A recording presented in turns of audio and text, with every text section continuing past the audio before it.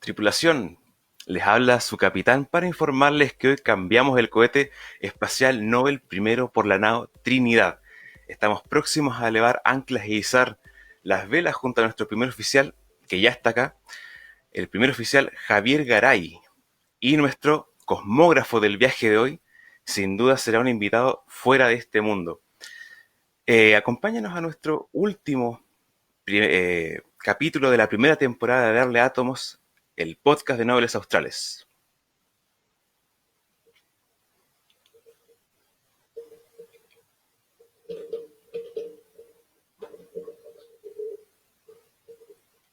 ¿Qué pasó? ¿Nos quedamos sin primer oficial?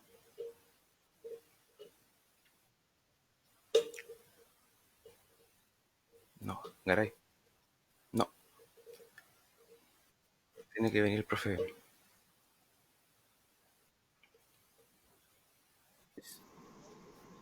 Buenas tardes. Hoy para Noveles es una ocasión muy especial. Estamos muy contentos de contar con un tremendo invitado, tal como dijo ahí uno de estos tripulantes de la nao Victoria, la nao Capitana de Magallanes.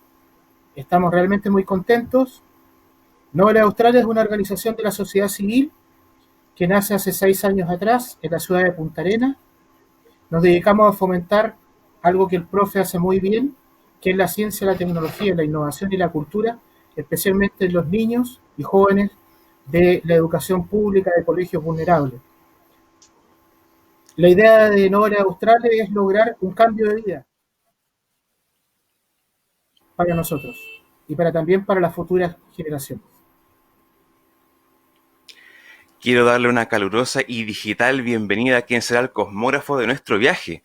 Hombre mediático, hombre polémico, académico del Departamento de Astronomía de la Facultad de Ciencias Físicas y Matemáticas de la Universidad de Chile, investigador del Centro de Excelencia de Astrofísica y Tecnología Afines CATA. Participó algunos años atrás en el proyecto Calán-Tololo. Fue Premio Nacional de Ciencias Exactas el año 1999. El año pasado, el 2019, justamente fue nombrado el chileno del año, así como también el científico vivo más famoso y mediático del país. Eclipses, Somos polvos de estrellas, son algunos de sus bestsellers que él ha escrito.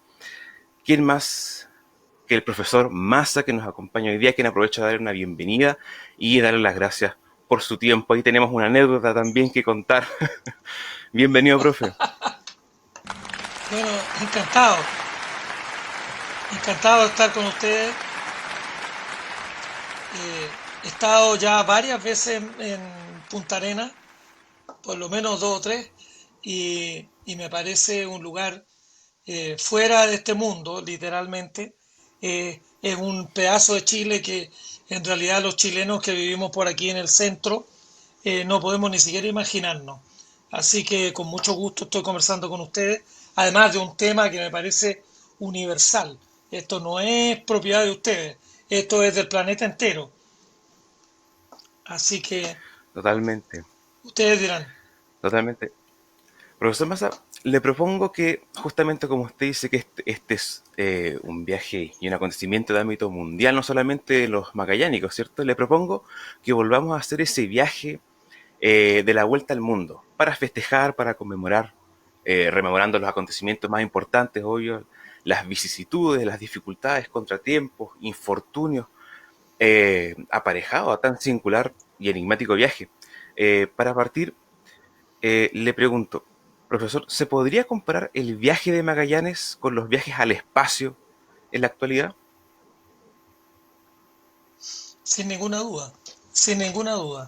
Eh, la exploración del globo terráqueo en los años en que lo hizo primero Cristóbal Colón y después esta gran epopeya de Magallanes, el planeta era desconocido, no se sabía el tamaño, no, Magallanes nunca imaginó el tamaño del Océano Pacífico y así muchas cosas. Entonces, cuando ya vamos a la Luna, hace 50 años, el año 1969, bueno, la Luna estaba ahí y lo sabíamos exactamente, estaba todo conocido, la tecnología que había que aplicar era un poquito más complicada, pero de alguna manera las dos hazañas son totalmente equivalentes.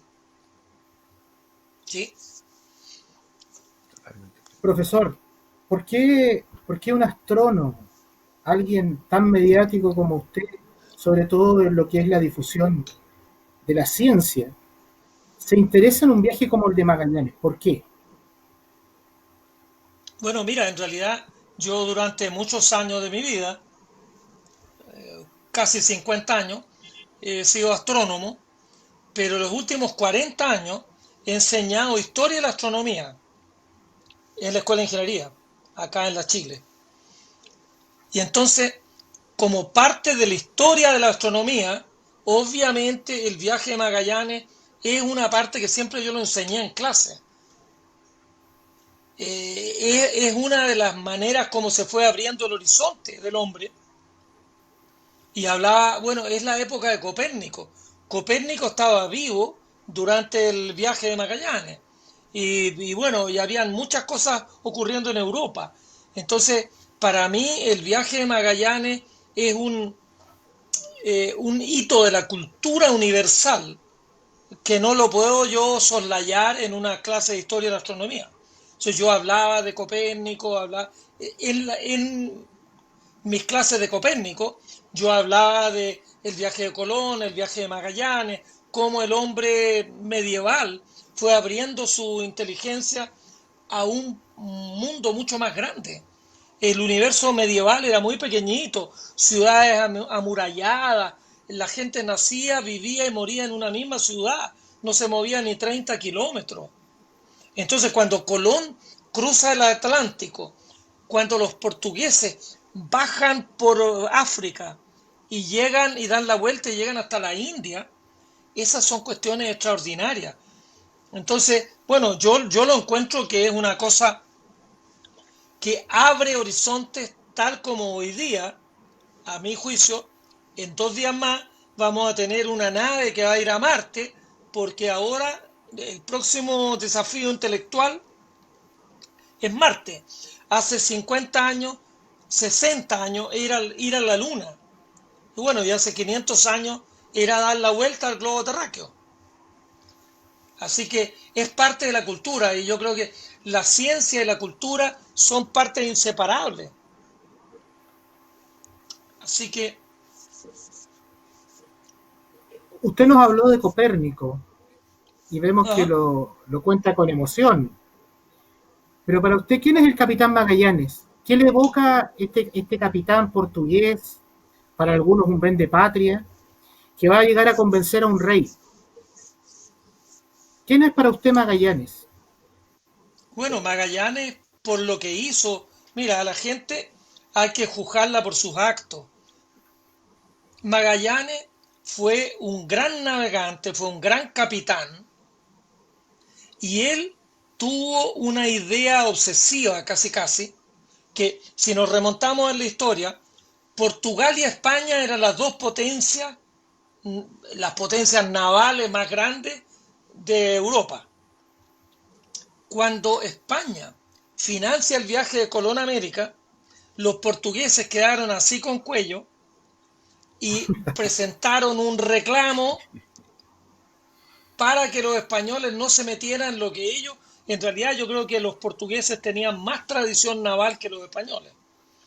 Y el Papa, para que no se pelearan portugueses con españoles, pone una línea divisoria y le dice ya, el mar cercano a Europa es para los portugueses, para que los portugueses bajen por África y vayan a dar a la vuelta hasta la India. Y de ahí para adelante es de los españoles. Y en una ciudad pequeñita de España que se llama Tordesillas, se juntaron portugueses y españoles y a los españoles se los pasaron por el aro.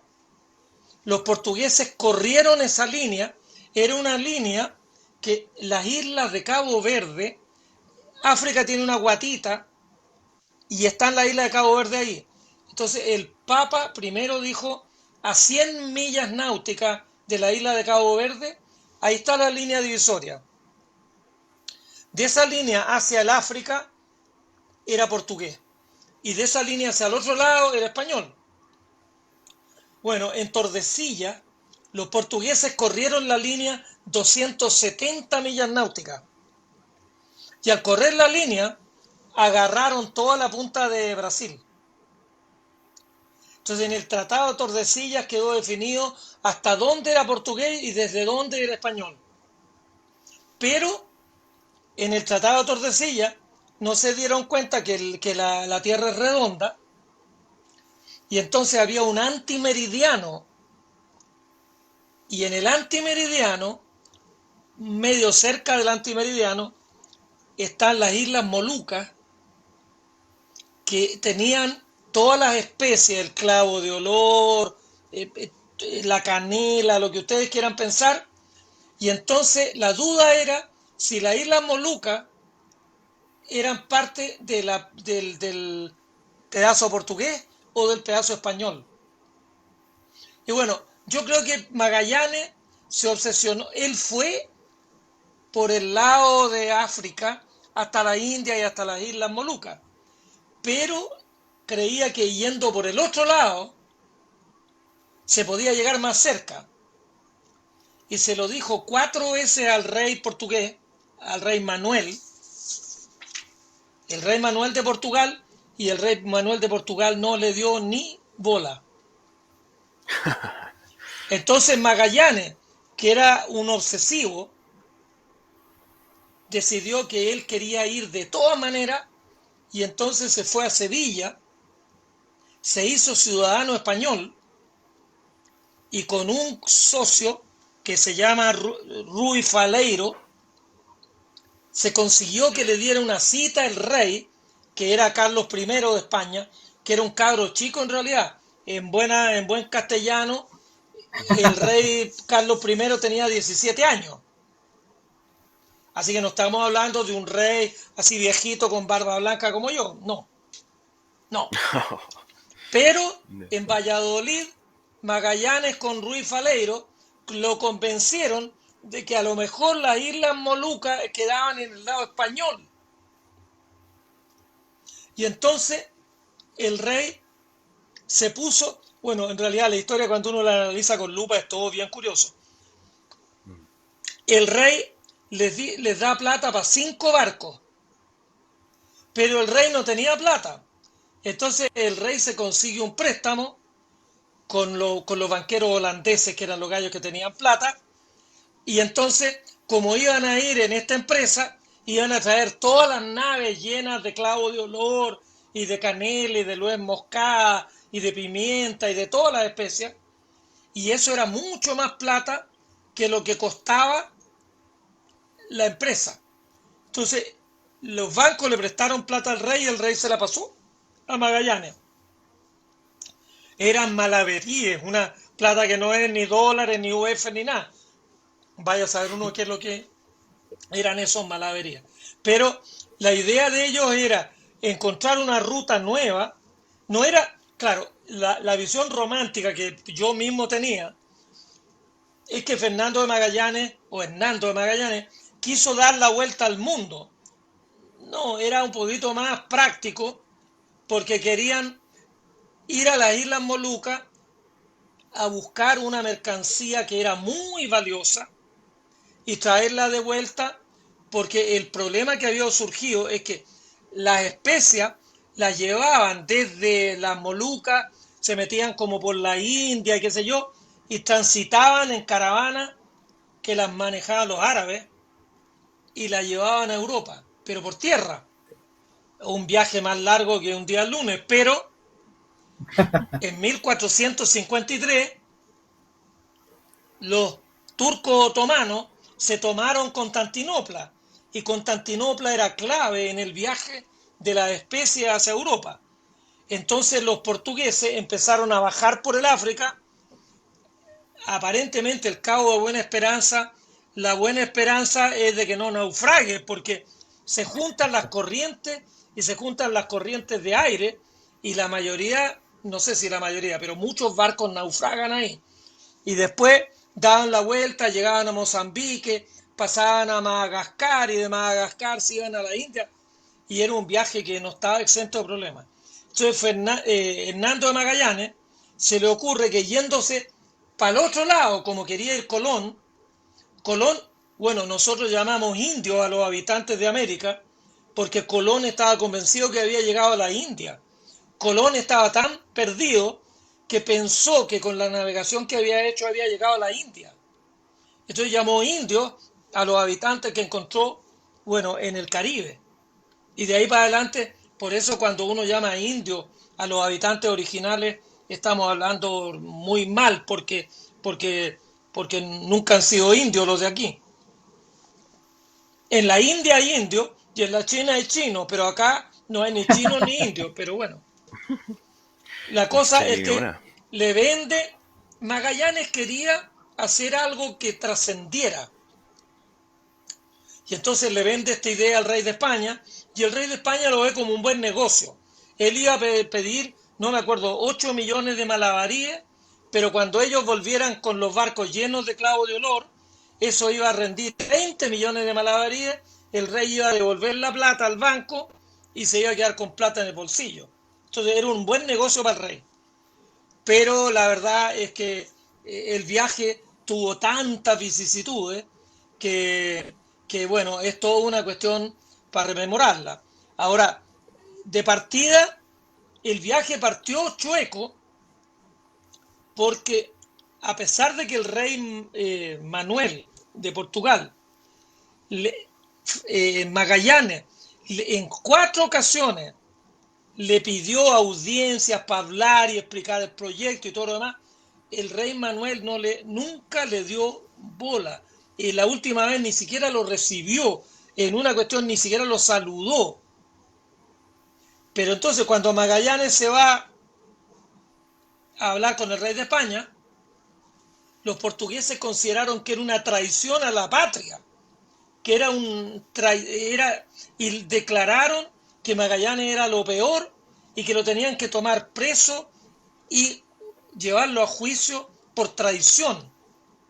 Entonces el barco sale, bueno, sale de Sevilla, después para ahí en Sanlúcar de Barrameda, a la salida del río Guadalquivir, y le llega a los oídos a Magallanes que los portugueses lo andaban buscando para tomarlo preso.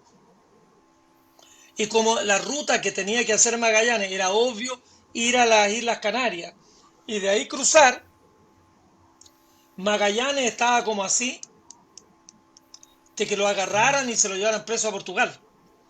Entonces hizo una serie de maniobras, llegó a las Islas Canarias y se hizo como el loco y en vez de cruzar el océano, siguió por la costa de África, violando en realidad el tratado de Tordesillas, porque esa era la costa portuguesa. Pero él estaba convencido que los barcos portugueses no lo iban a ir a buscar para abajo. Y ahí partieron todos los líos. El pobre Magallanes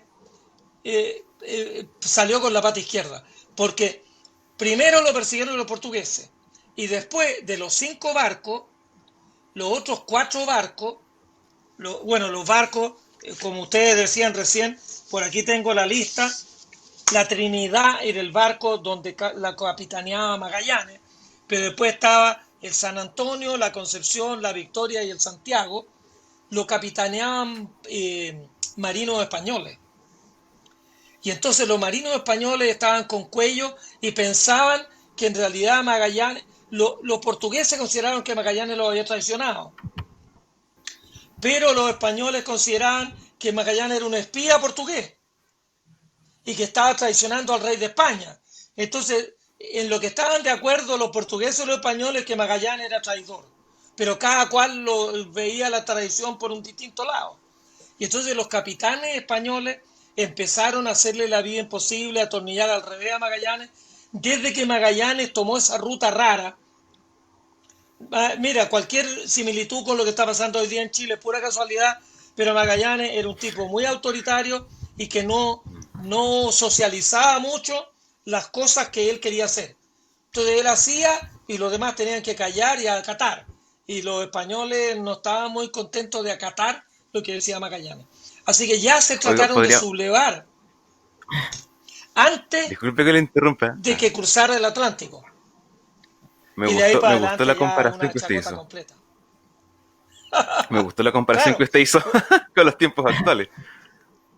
Bueno, Sí. a propósito de Sí. tiempos, Bueno, sí, a todo tiene propósito de alguna tiempos semejanza. actuales, a propósito ¿Mm? de tiempos actuales, profesor Massa, o sea, usted podría decir entonces que a Magallanes no lo tomaron mucho en cuenta porque no le subieron la FP, una cosa así. Él fue a pedir un No, poco no, de no, no. aumento. No, no. Mira, es que en realidad yo creo que el problema, la vida política ha sido siempre compleja. Tiene mucho más recoveco lo que los mortales atisbamos. Por ejemplo, había un señor que lo tengo por aquí anotado, Juan de Cartagena, que iba a cargo del buque más grande, pero él era hijo del obispo de Toledo. Y el obispo de Toledo estaba a cargo de la casa de contratación en Sevilla. Entonces, Magallanes tuvo que tratar con Fonseca, era Rodríguez de Fonseca, que era el capo, era como el ministro del Interior, para decirlo en lenguaje actual, que él sacó los barcos de Sevilla, pero el que iba de capitán en la segunda nave era un hijo del obispo. Entonces el obispo decía que era su sobrino, bueno, ese truco ya lo hemos visto toda la vida. Pero el Juan de Cartagena se sentía muy empoderado porque él era el hijo del capo. Entonces Juan de Cartagena quería ser él el que dirigiera la flota y no Magallanes, este portugués. Y bueno, le hicieron una primera revuelta antes de salir de las costas de África. Y bueno, después cruzaron, llegaron a Río de Janeiro. Ahora, lo que no sé, yo leí un libro que me quedé enamorado de él, que son 500 páginas sobre el viaje de Magallanes, que es fantástico.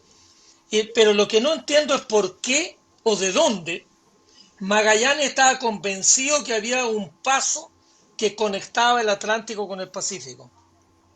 Y eso no lo entiendo yo por qué.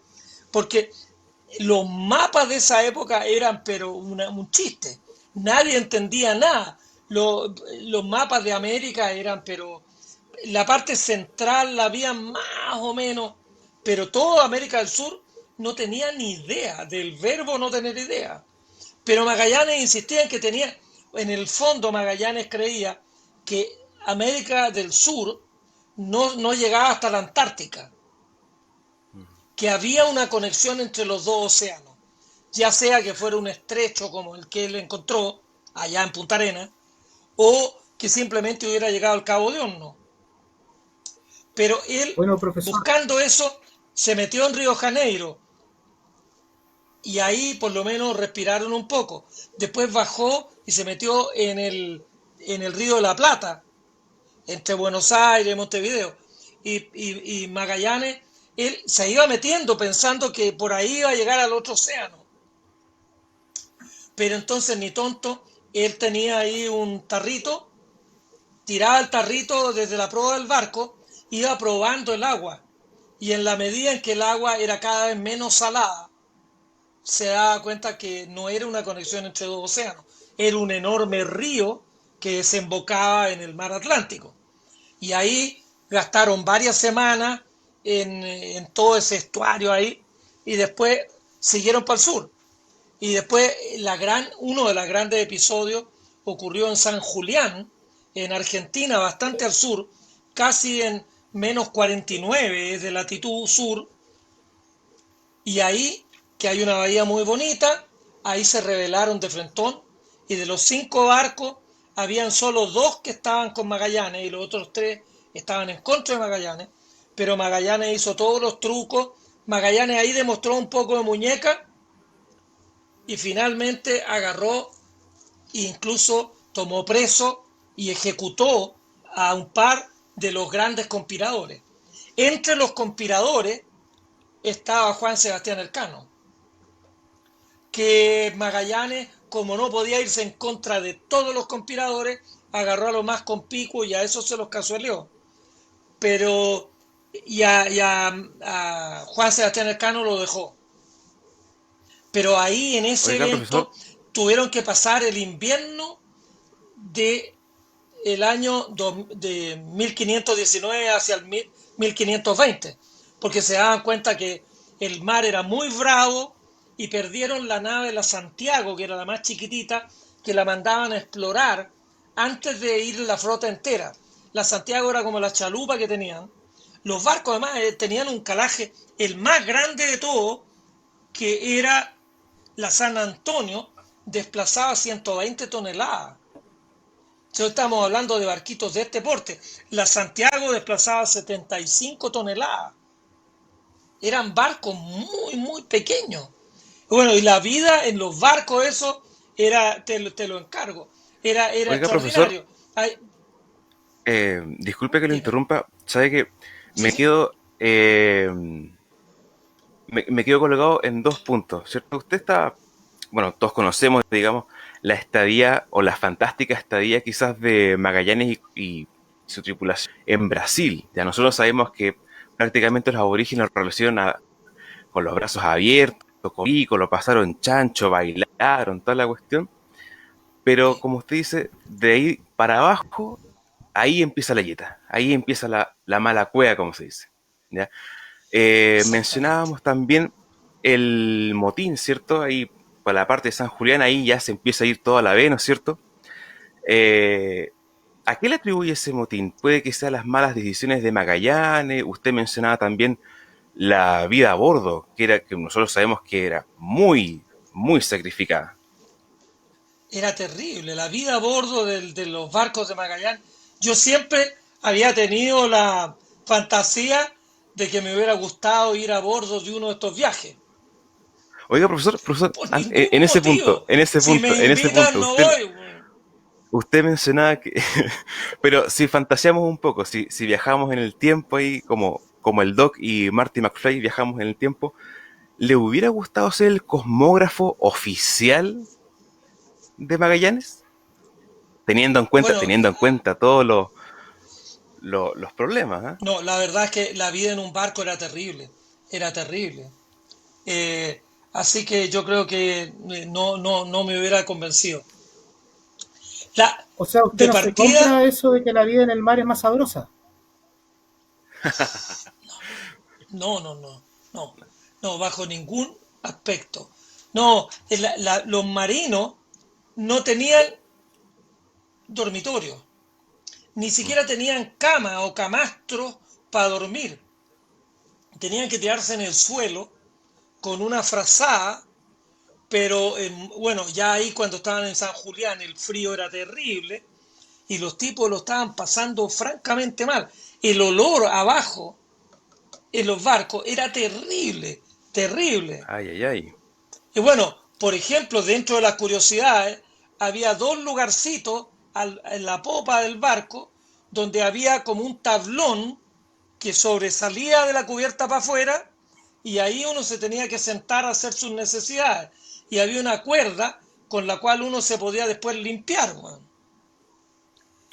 No sé si las cuerdas cada cual tendría la suya, pero no creo que hubiera una sola cuerda para que todo el mundo se limpiara con la misma cuerda. Pero bueno, ¿para qué decir? Cuando uno quería hacer de lo otro, tenía que ver para dónde venía el viento, se ponía en el borde de la cubierta y hacía para afuera nomás. Eso no era problema. Pero, pero la verdad es que la vida arriba del barco era terrible. Y bueno, los marinos, fíjate que yéndonos al final, la expedición esta duró 3 años, salieron Ujú. 260 marineros de España, volvieron 18 y la Ya. inmensa mayoría murió de escorbuto, una enfermedad que te da por no tener vitamina C. Y la vitamina C, los árabes ya lo habían descubierto, pero los europeos eran burros. Los árabes llevaban naranjas a bordo de los barcos y comían naranja. Magallanes y los oficiales de Magallanes llevaban dulce membrillo. Dulce membrillo. Y el dulce membrillo les daba vitamina C a los oficiales. Pero la chuma que iba abajo no llevaba dulce membrillo. Entonces, después de estar 60 días en el mar, comiendo unos galletones que tenían hasta gusanos, Mm. vino, porque llevaban, pero miles de litros de vino y galletas y charqui, le empezaba a dar escorbuto, se te hinchan las encías, se te empiezan a caer los dientes y después, junto con hincharse las encías, se hinchan todas las articulaciones. Entonces, las rodillas, las caderas, se empiezan, todos digamos, los cartílagos se empiezan a degradar y al final se produce la muerte. Entonces, se fueron muriendo, incluso ya casi en el viaje antes de llegar al Estrecho de Magallanes. Pero después, Claro. cuando cruzaron el Pacífico, ahí se iban muriendo más de uno o dos por día. Y no, nadie Profesor, entendía, todos creían que se enfermaban por el mal olor del barco. Y sin embargo, después hubo estudios. Mira, hay un estudio de un médico, que se me olvida el nombre ahora, que agarró unos marinos, un médico escocés, agarró unos marinos que venían con síntomas de escorbuto severo y tomó, a uno le dio agua mineral, al otro le dio no sé qué, al otro le dio no sé cuánto, y al que le dio jugo de naranja o jugo de limón, en 4 o 5 días se le quitaron los síntomas de escorbuto. Y al otro le dieron carne, le dieron centolla, le dieron de todo, pero el único que se salvó fue, bueno, digamos, los que se mejoraron más rápido eran los que tomaban, bueno, tomaban vitamina C, que era lo que faltaba. Que sin embargo, no fue hasta el siglo XIX, como 200 y tantos años después que de Magallanes, que la Marina inglesa y la Marina española cachó que tenían que llevar cítricos a bordo para evitar el escorbuto. Entonces, no, la vida a bordo del barco era terrible, era terrible. Y bueno, el viaje Magallanes llegó en octubre del 1520 a la boca oriental del Estrecho de Magallanes. Ahí tuvo una escaramuza, precisamente con estos españoles que se habían sublevado, que él mandó una nave, porque no es obvia la salida hacia el Pacífico, y una de las naves se fue, que fue la San Antonio precisamente, la más grande, fue a hacer una vuelta, se escondieron y pasaron de largo y se devolvieron a España. Y dijeron que Magallanes era un traicionero, que había traicionado al rey de España, hablaron peste de Magallanes, pero además la otra cuestión, aparte del celo entre españoles y portugueses, es la ignorancia de los marinos. Ellos creían que se les iba a acabar el mar, que se iban a caer a un abismo, que habían monstruos en el agua, que iban a aparecer unas megas ballenas que se iban a comer el barco. Entonces, mientras veían a Magallanes como un obsesionado en una cuestión que lo iba a llevar a todos a la muerte. Entonces, por cobardía, ignorancia y falta de empatía con el capitán, ahí una de las naves, la San Antonio, se devolvió. En los canales magallánicos le hicieron un chanfle, hicieron un ole a Magallanes y se devolvieron a Sevilla. Quedaron con 3 barcos y con esos 3 barcos finalmente encuentran la salida del estrecho. Viajó hasta Juan Fernández y de Juan Fernández se fue en diagonal, Magallanes cachando cero, y navegó 98 días, 98 días seguidos, navegó y navegó y navegó, se comieron hasta los ratones, incluso una anécdota para que veas que la vida, yo espero la centolla, pero Sí, sí, en el sí. barco, De todas maneras. en el profesor, barco, a propósito de Centolla, tengo que preguntarle algo. Usted dijo que la vida en el mar era muy dura, pero aquí, en estas tierras australes, vivían 4 pueblos originarios, con una tremenda riqueza, especialmente en lo cosmológico. Y como buen astrónomo no puedo dejar de preguntarle qué significaba la Cruz del Sur, porque quiero devolverme un poco del viaje de Magallanes y quiero centrarme en el paso acá en el estrecho. ¿Qué, qué significaba la Cruz del Sur? O si usted tiene conocimiento referente al tema de la cosmología que tenían estos pueblos australes. Y la segunda pregunta importante, ¿qué tiene que ver por esa nube de Magallanes? ¿Qué es la nube de Magallanes, por ejemplo? Bueno, mira, de la primera pregunta no tengo respuesta, pero hablemos de las nubes de Magallanes.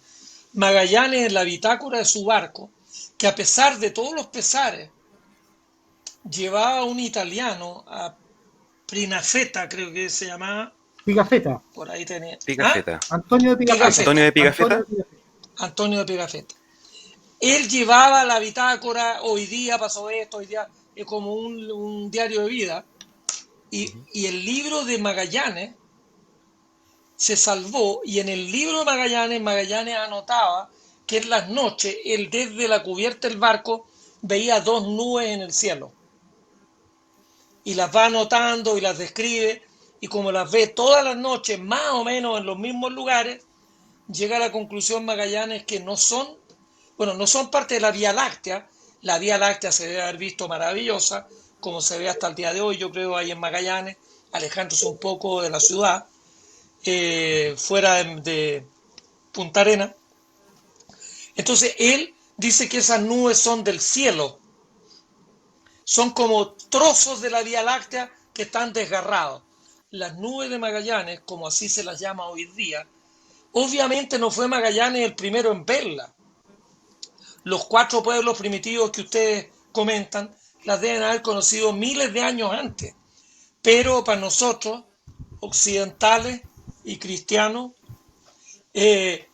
claro, el primer relato que se hace en Occidente sobre las nubes estas, la hace Magallanes, y hasta el día de hoy se la llama la nube grande y la nube chica de Magallanes. Son galaxias las más cercanas a la Vía Láctea, están a 150.000 años luz, 170.000 la nube chica, son mucho más pequeñas que la Vía Láctea. La Vía Láctea tiene 200.000 millones de estrellas, la nube grande debe tener 20 veces menos, 10.000 millones, y me quedo a lo mejor largo. Y la nube chica es como la cuarta parte de la nube grande.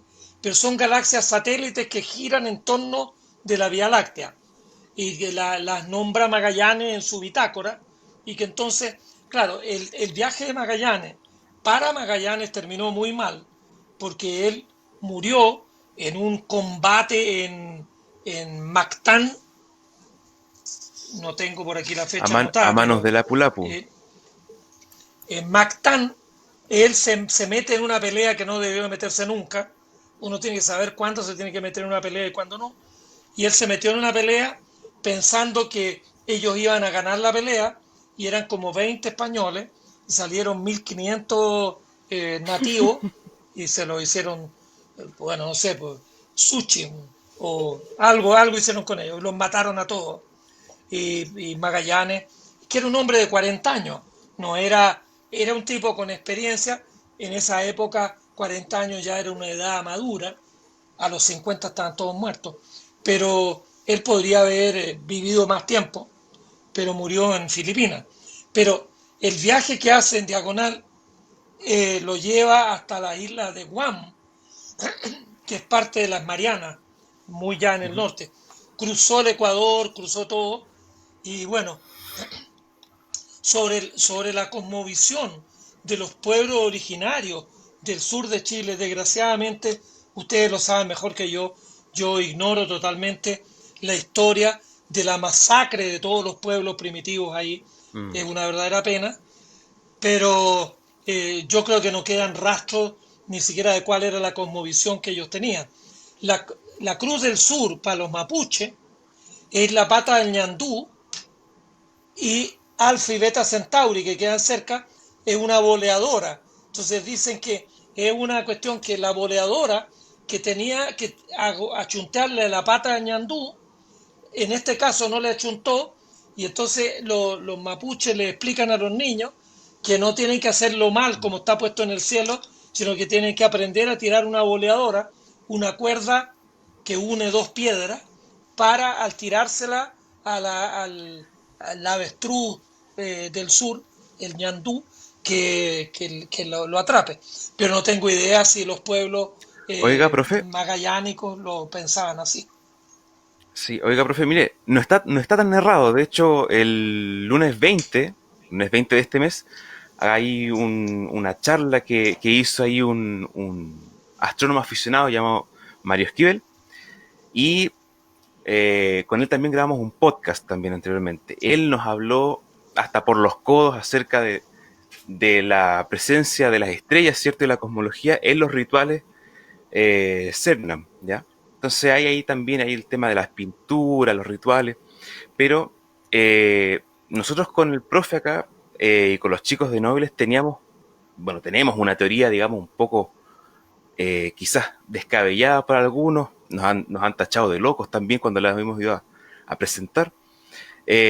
A nosotros se nos ocurre que, como usted bien relataban en sus podcasts sobre Magallanes, la región de Magallanes finalmente es un laberinto de caminos que muchos no tienen ni siquiera fin o siquiera una vuelta. Se nos ocurre tal vez que Magallanes logró encontrar esa salida al Pacífico por ayuda de algunos aborígenes que andaban en canoas. ¿Cree usted que eso pudo haber sido factible?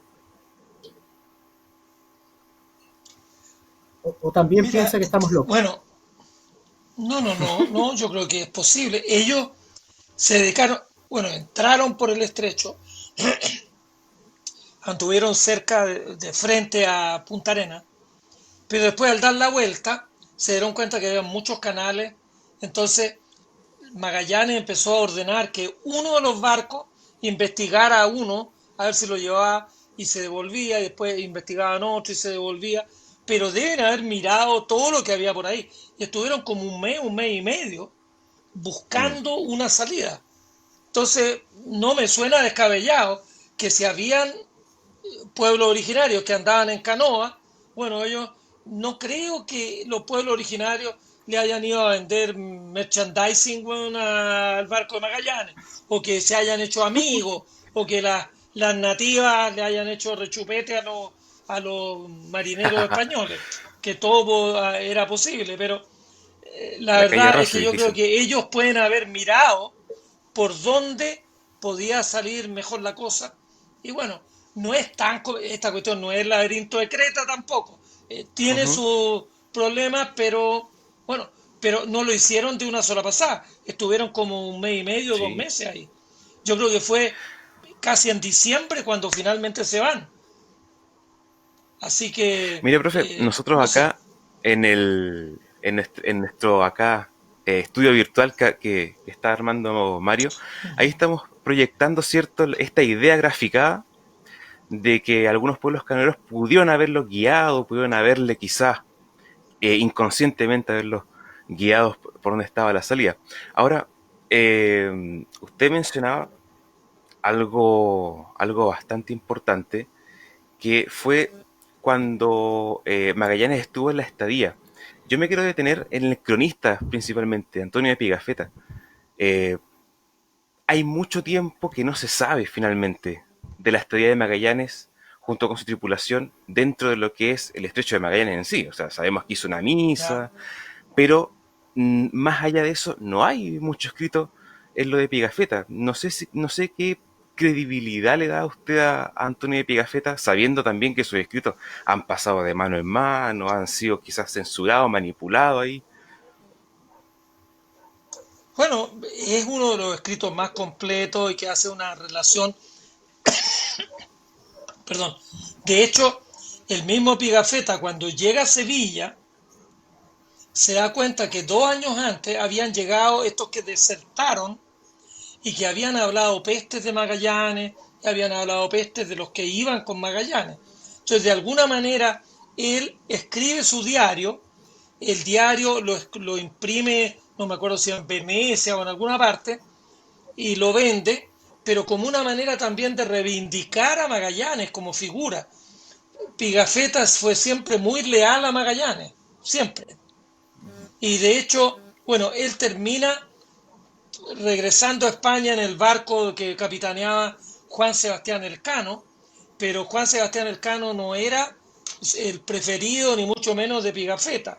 Ahora, claro, yo creo que hay, no sé si los manuscritos originales de Pigafetta están en la Universidad de Yale, en Estados Unidos, y se pueden Sí. investigar y esto, pero no sé. Yo la verdad es que esta historia me resulta fascinante y debo reconocer que mi conocimiento sobre el viaje de Magallanes es que en el verano de este año, antes de que supiera yo que iba a estar en cuarentena, hoy día salí a dar una vuelta a la manzana por primera vez desde Por el primera vez. 17 de marzo, abril, mayo, junio, Ajá. julio,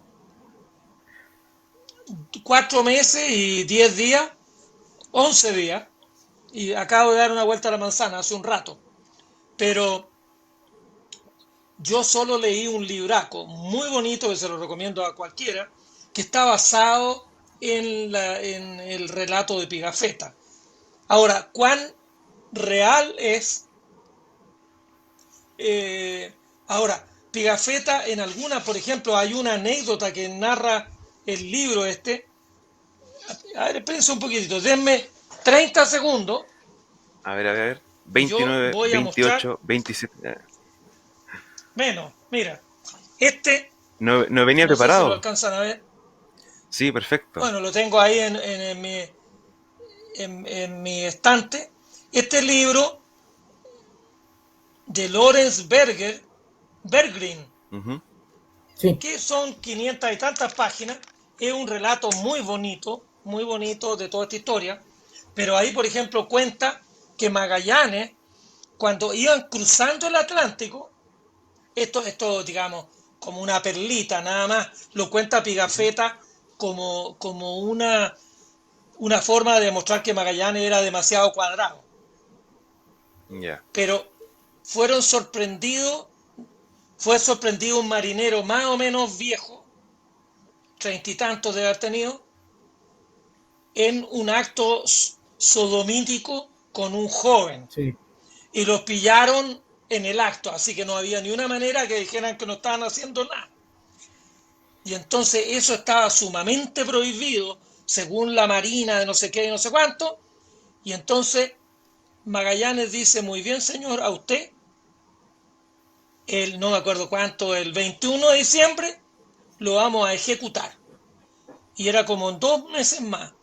El chiquillo joven, que posiblemente había sido seducido por el otro, se salió del barco, nadie sabe si lo tiraron para abajo o si él se suicidó. Él murió, el joven murió. Pero cuando llega el día que Magallanes dijo que lo iban a matar al otro por haber cometido un acto sodomítico, fueron y lo mataron. Y entonces estaban todos más o menos, porque dice que en esa época, si bien es cierto que eso estaba prohibido, todo el mundo se hacía el tonto. Pero Magallanes era cuadrado y no se quiso hacer el tonto. Ahora se dio cuenta, por lo que dice Pigafetta, de todas maneras, que se dio cuenta que en realidad hacerse el tonto era mucho más lógico que haber hecho lo que él hizo, y de ahí para adelante ya nunca más se preocupó de quién hacía qué con nada, chao.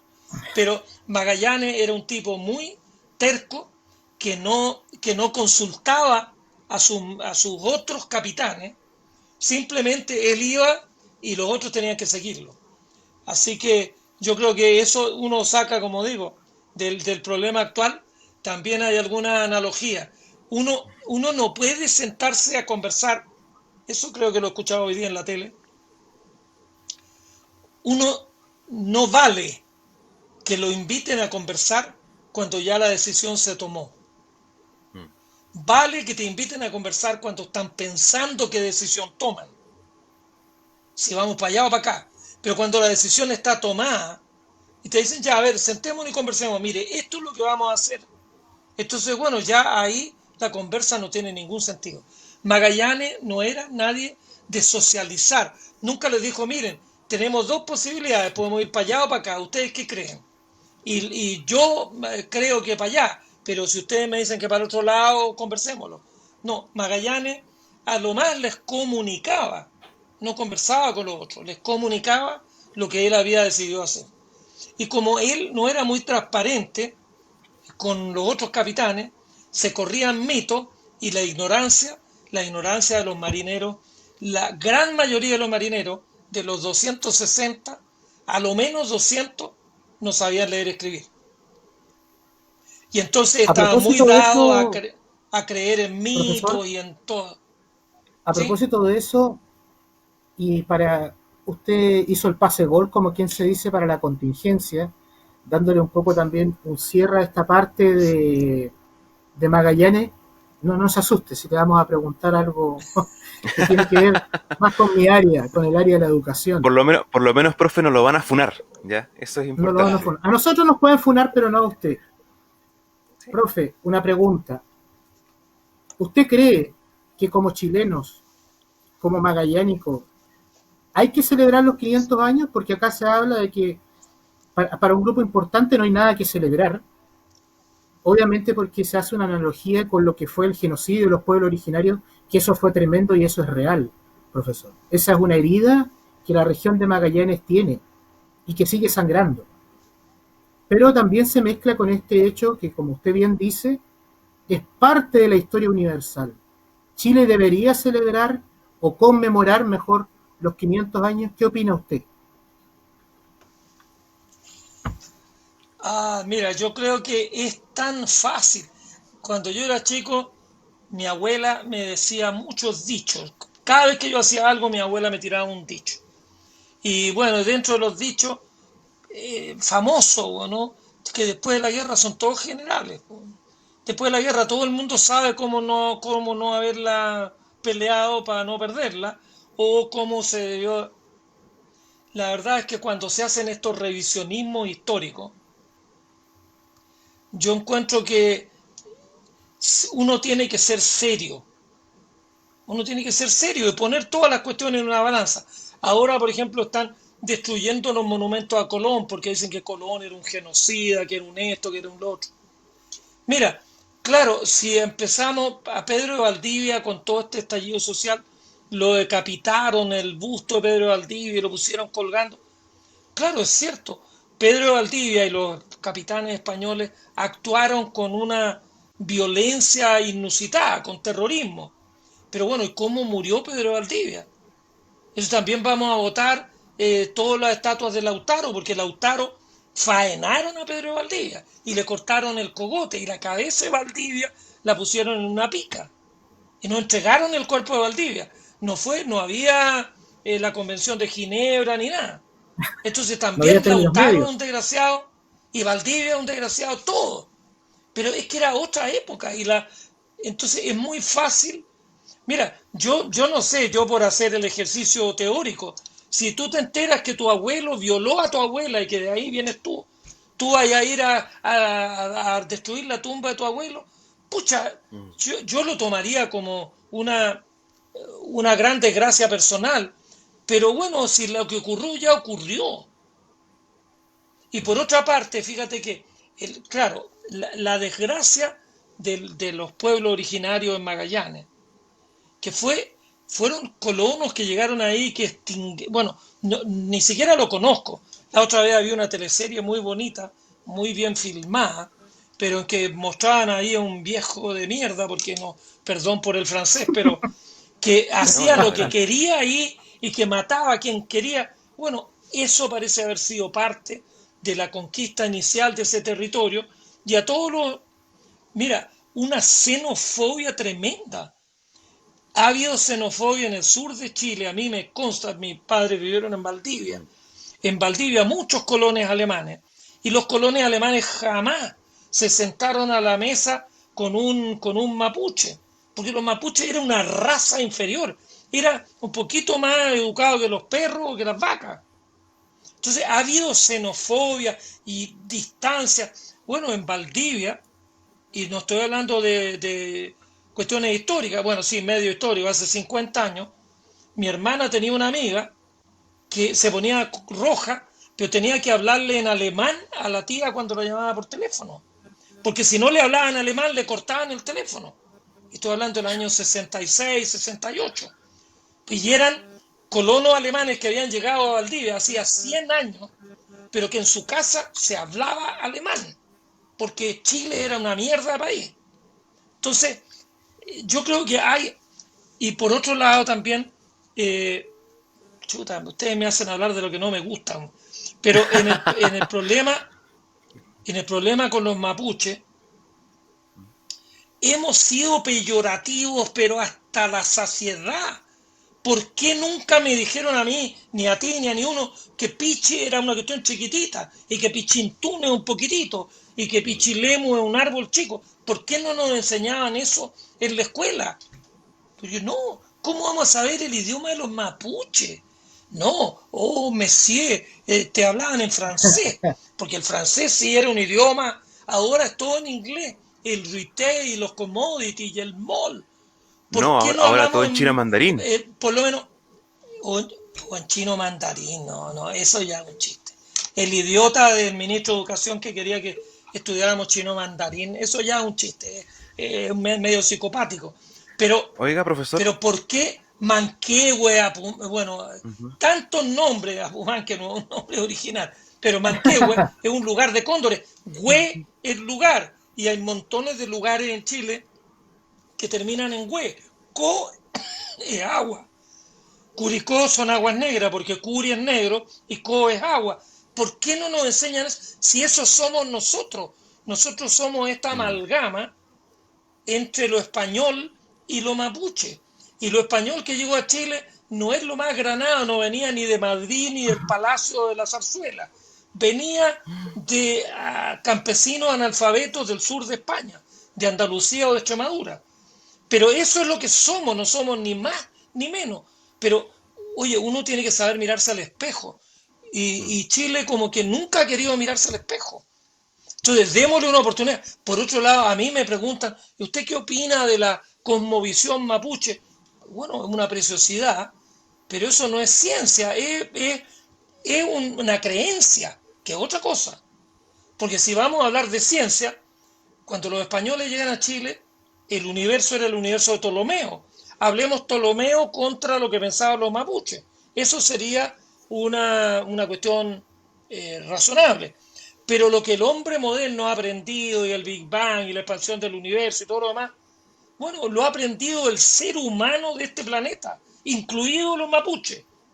Porque un mapuche de hoy día, a menos que se vaya a un circo o se vaya a un zoológico, que no me imagino que sea el lugar para ello, es un hombre culto y que sabe que todo partió en un Big Bang y que claro, el buen Mapu y el Mapu y todo lo demás está bien, pero eso es un cuento, eso es una creencia, no es una ciencia.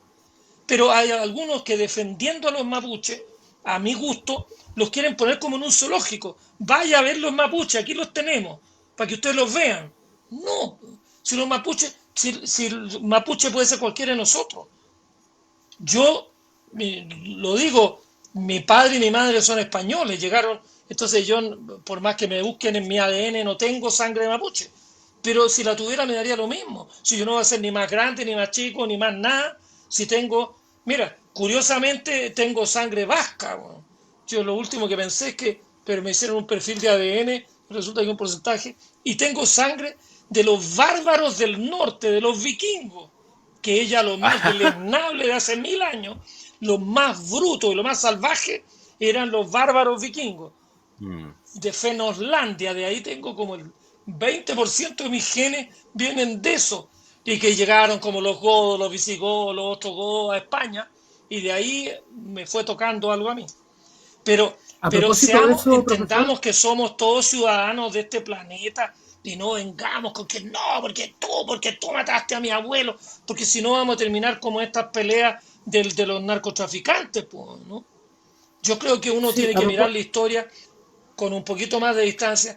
Lo que hizo Magallanes es extraordinario y yo creo que fue maravilloso que encontraran esta ruta y no hay ni una razón para no celebrarlo, porque si no, entonces, bueno, yo no podría estar acá. Si nunca los españoles hubieran llegado a Chile, bueno, tampoco hubieran llegado mis padres y por lo tanto yo hubiera nacido, no sé, pues, en México o en algún otro lado.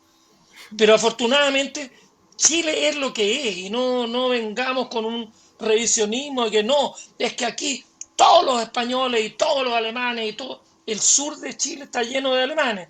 Bueno, en Magallanes entiendo que llegaron croatas, llegaron de otras nacionalidades Como- y somos todos españoles, chilenos, hay de todo. somos todos mapuches porque somos hombres de la tierra. Esta es la tierra y nosotros somos los hombres, así que somos mapuches, todos. A Pero propósito, volvamos a profesor, Magallanes mejor. Sí, no, es que Dime. volvemos a Magallanes. Pero, ¿sabe? No podría dejarle de preguntar algo que mis colegas, profesores que sabían que lo iba a entrevistar. Eh, Usted ha hablado de la hazaña de Magallanes, ¿cierto? Pero también dijo que en la escuela, y yo he escuchado un par de entrevistas de usted, que en la escuela parece que nos está enseñando también. Y a veces eso a los profesores nos duele, pero al parecer hay algo de cierto, o hay mucho de cierto. ¿Por qué piensa usted que el profesor es tan poco valorado para la sociedad? ¿Qué pasa con la educación en Chile? Usted se educó en la educación pública. ¿Qué opina de la educación en general? Usted es docente de la Casa de Bello. Espero no haber sido muy difícil con la pregunta, pero mis colegas dijeron, No, no, no, no, hágasela al no, no. No, mira, yo te digo una cosa. El otro día estaba leyendo un libro y también lo tengo por aquí atrás. Este es como mi reducto, estoy aquí. Eh, en Chile, en 1818, se establece la República. Pasaron 100 años, 100 años antes de que se hiciera una ley de instrucción primaria obligatoria. Durante un siglo en Chile no estuvieron analfabetos. No sé si, yo creo que no lo estoy escuchando usted me escucha. Sí, no, Sí, lo no, estamos escuchando nosotros lo con escuchamos atención. perfecto, lo ¿Sí? estamos Ah, escuchando ya. perfecto. Ah, qué Sí, bien. sí, sí, sí. Ya, estupendo. Pero entonces, Chile es un país raro. Por otro lado, en alguna vez que en uno de los muchos troleos que me han hecho en las redes sociales, yo dije que en vez de leer El Quijote, que es un libro para cabros de 15 años, mejor que leyeran a Baradit, que de Sí, alguna sí lo manera escuché. presenta una historia de Chile que es un poco más real. Chile es un país, era una colonia española, picante, mandaban españoles de segunda selección, porque los de primera selección se iban a los virreinatos y otros lados, y se crea una casta aquí, un pequeño grupo de españoles peninsulares con hijos de españoles peninsulares que empiezan a dominar todo. Y después hay una plebe de un 90%. Cuando los franceses se toman España, entonces se declara la fidelidad al rey Fernando VII, que era un prohombre, pero de aquello, bueno, darían horas para conversar sobre Fernando VII, pero en realidad lo que querían los de aquí era poder comerciar con Inglaterra y España se los tenía prohibido. Entonces, lo que de aquí tenían que mandarlo a España y España ponía el precio, pero los de aquí los del billete, ellos creían que podían.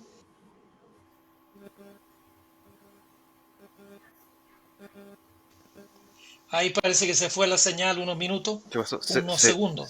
Nos sale un poco. Punta Parece que Arenas, no hay que olvidarnos. El Ministerio de Educación creo que nos está saboteando, parece ahora.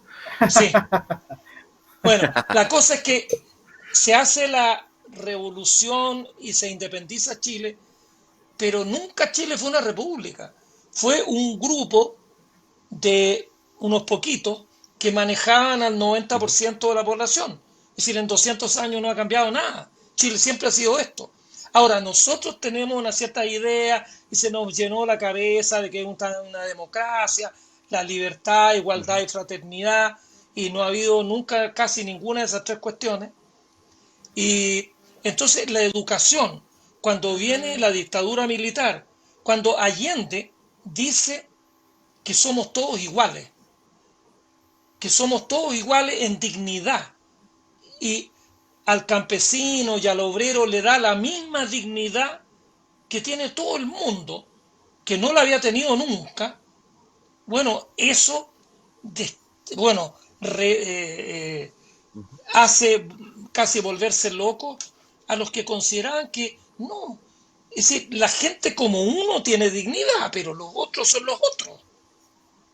Y entonces se le da el golpe militar a Allende y bueno, la educación era lo que soliviantaba, bueno, a toda esta plebe, a toda esta cáfila de rotos, bueno, que se creen que tienen algo, que lo único que pueden hacer es obedecer y agradezcan que le estamos tirando miguitas. Y entonces, con Augusto José Ramón, la educación se Capitán fue al General. hoyo. El capitán general. La educación se fue al hoyo. Se fue al hoyo y se fue al hoyo desde la educación básica hasta la universitaria. Intervinieron todas las universidades, una cuestión muy típica del 80 o 90% de los militares, porque la carrera militar y la cultura y la educación y el aprecio no van muy de la mano. La cosa es que, bueno, yo viví en Parral cuando niño y yo recuerdo, bueno, el padre de mi amigo Calderón, don Samuel, era el director de un colegio y don Samuel Calderón era una autoridad dentro de Parral. Y el otro era el señor Droguet, que era el profesor de historia, de educación cívica. En Parral, los profesores, que había, digamos, unos 10 profesores conocidos y reconocidos en el pueblo, casi los sentaban el alcalde, el cura y los directores de los colegios. Pero Pero eso después hoy de día no eso, se da, profesor. bueno, pero 17 años de dictadura pudieron mucho. Y cuando los profesores llegaron a ganar un sueldo que era casi menor que el sueldo mínimo, entonces la verdad es que, si como decía Izaguirre, el ministro de, cuando uno paga con maní, uno lo que tiene son monos. Es decir, si tú dices, mire, el que quiere ser profesor, macanudo, pero le podemos pagar solo 300 lucas. ¿Quién quiere ser profesor si le pagan 300 lucas? Es decir, si nosotros valoramos la profesión de profesor, paguémosle por lo menos 1 millón de pesos de entrada y de ahí entre 1 millón y 2 millones según la carrera que vayan haciendo. Pero pongamos la plata donde tenemos la boca, como dicen en inglés. No es posible tener profesores de calidad y enseñanza de calidad si estamos pagando 300 lucas a un profesor. No, no se puede. Ahora, afortunadamente, en estos 30 años de post-dictadura, para no ponerle otro nombre, post-dictadura, se ha mejorado mucho. Se han incluso aumentado los sueldos, ahora ya los sueldos no son de 300 lucas, son como el doble de eso, incluso un poquito más, pero todavía falta, porque destruyeron el Instituto Pedagógico.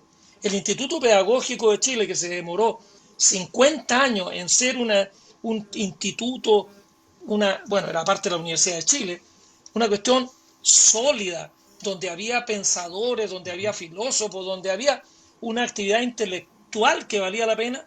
Todo eso no. Ahora los profesores en línea, usted estudia en línea y usted se mete 1 hora y al cabo de 3 años le dan el diploma de profesor. Profesor Mira, Bárnico. hay un estudio de uno que, bueno, fue compañero mío hace 5.000 años atrás, en la educación 2020, Mario Weislub, que hicieron Sí. un test a los que estaban entrando a una carrera de pedagogía y le hicieron un test. Y a los que estaban saliendo le hicieron el mismo test y le fue peor a los que estaban saliendo que a los que estaban entrando. Eso era una cuestión extraordinaria, extraordinaria. Eran más ignorantes los que salían de la carrera de pedagogía que los que entraban. Una cosa insólita. Entonces, pongámonos serios, la educación es lo único, pero lo único que nos va a salvar del subdesarrollo. Lo único. Chile no invierte suficiente en educación. En el Ministerio de Educación roban, pero con carretilla el dinero.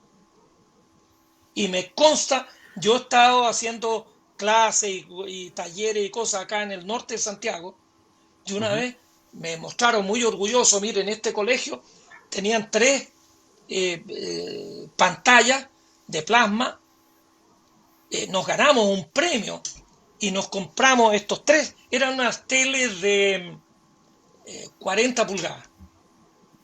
Nos dieron un premio de 3 millones de pesos y nos compramos estas 3. Oiga, le dije yo, pero si estas cuestiones valen 300 lucas, ¿cómo se...? No, pues me dijo, es que eran 3 millones, pero teníamos que gastarlo en un distribuidor del Ministerio de Educación.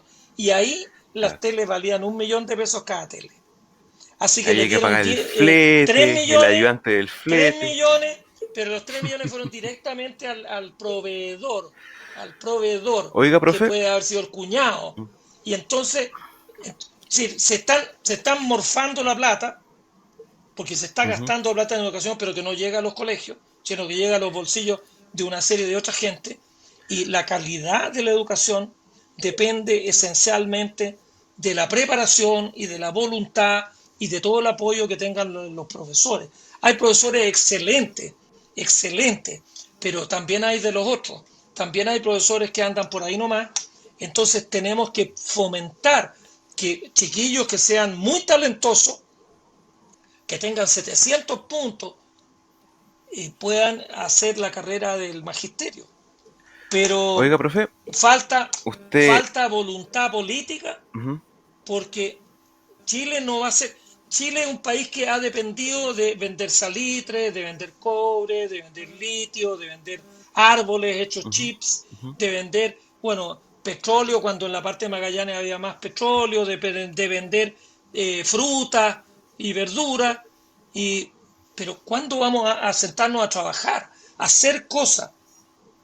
Todo lo que sabíamos hacer hace 50 años, no, digámosle a los chinos que lo hagan, ¿para qué lo vamos a hacer nosotros? Si ahora Oiga, una, profesor, una, una fábrica de zapatos, no, mandemos a siguiendo, hacer los zapatos a China, ¿para qué lo vamos a hacer en Chile? Hagámoslo allá. disculpe que lo interrumpa, pero siguiendo con el ¿Sí? No, no, comentario está que bien. usted hablaba, cierto que se morfa, cierto, la plata en educación, dos preguntas. ¿No cree que pasa lo mismo con la ciencia, en el fomento de la ciencia, digamos, por parte de las empresas privadas o estatales, cierto? Y lo otro es justamente qué nos pasó a los chilenos, ¿ya? Hasta hace un tiempo atrás, como usted decía, nosotros teníamos producción nacional, ¿ya?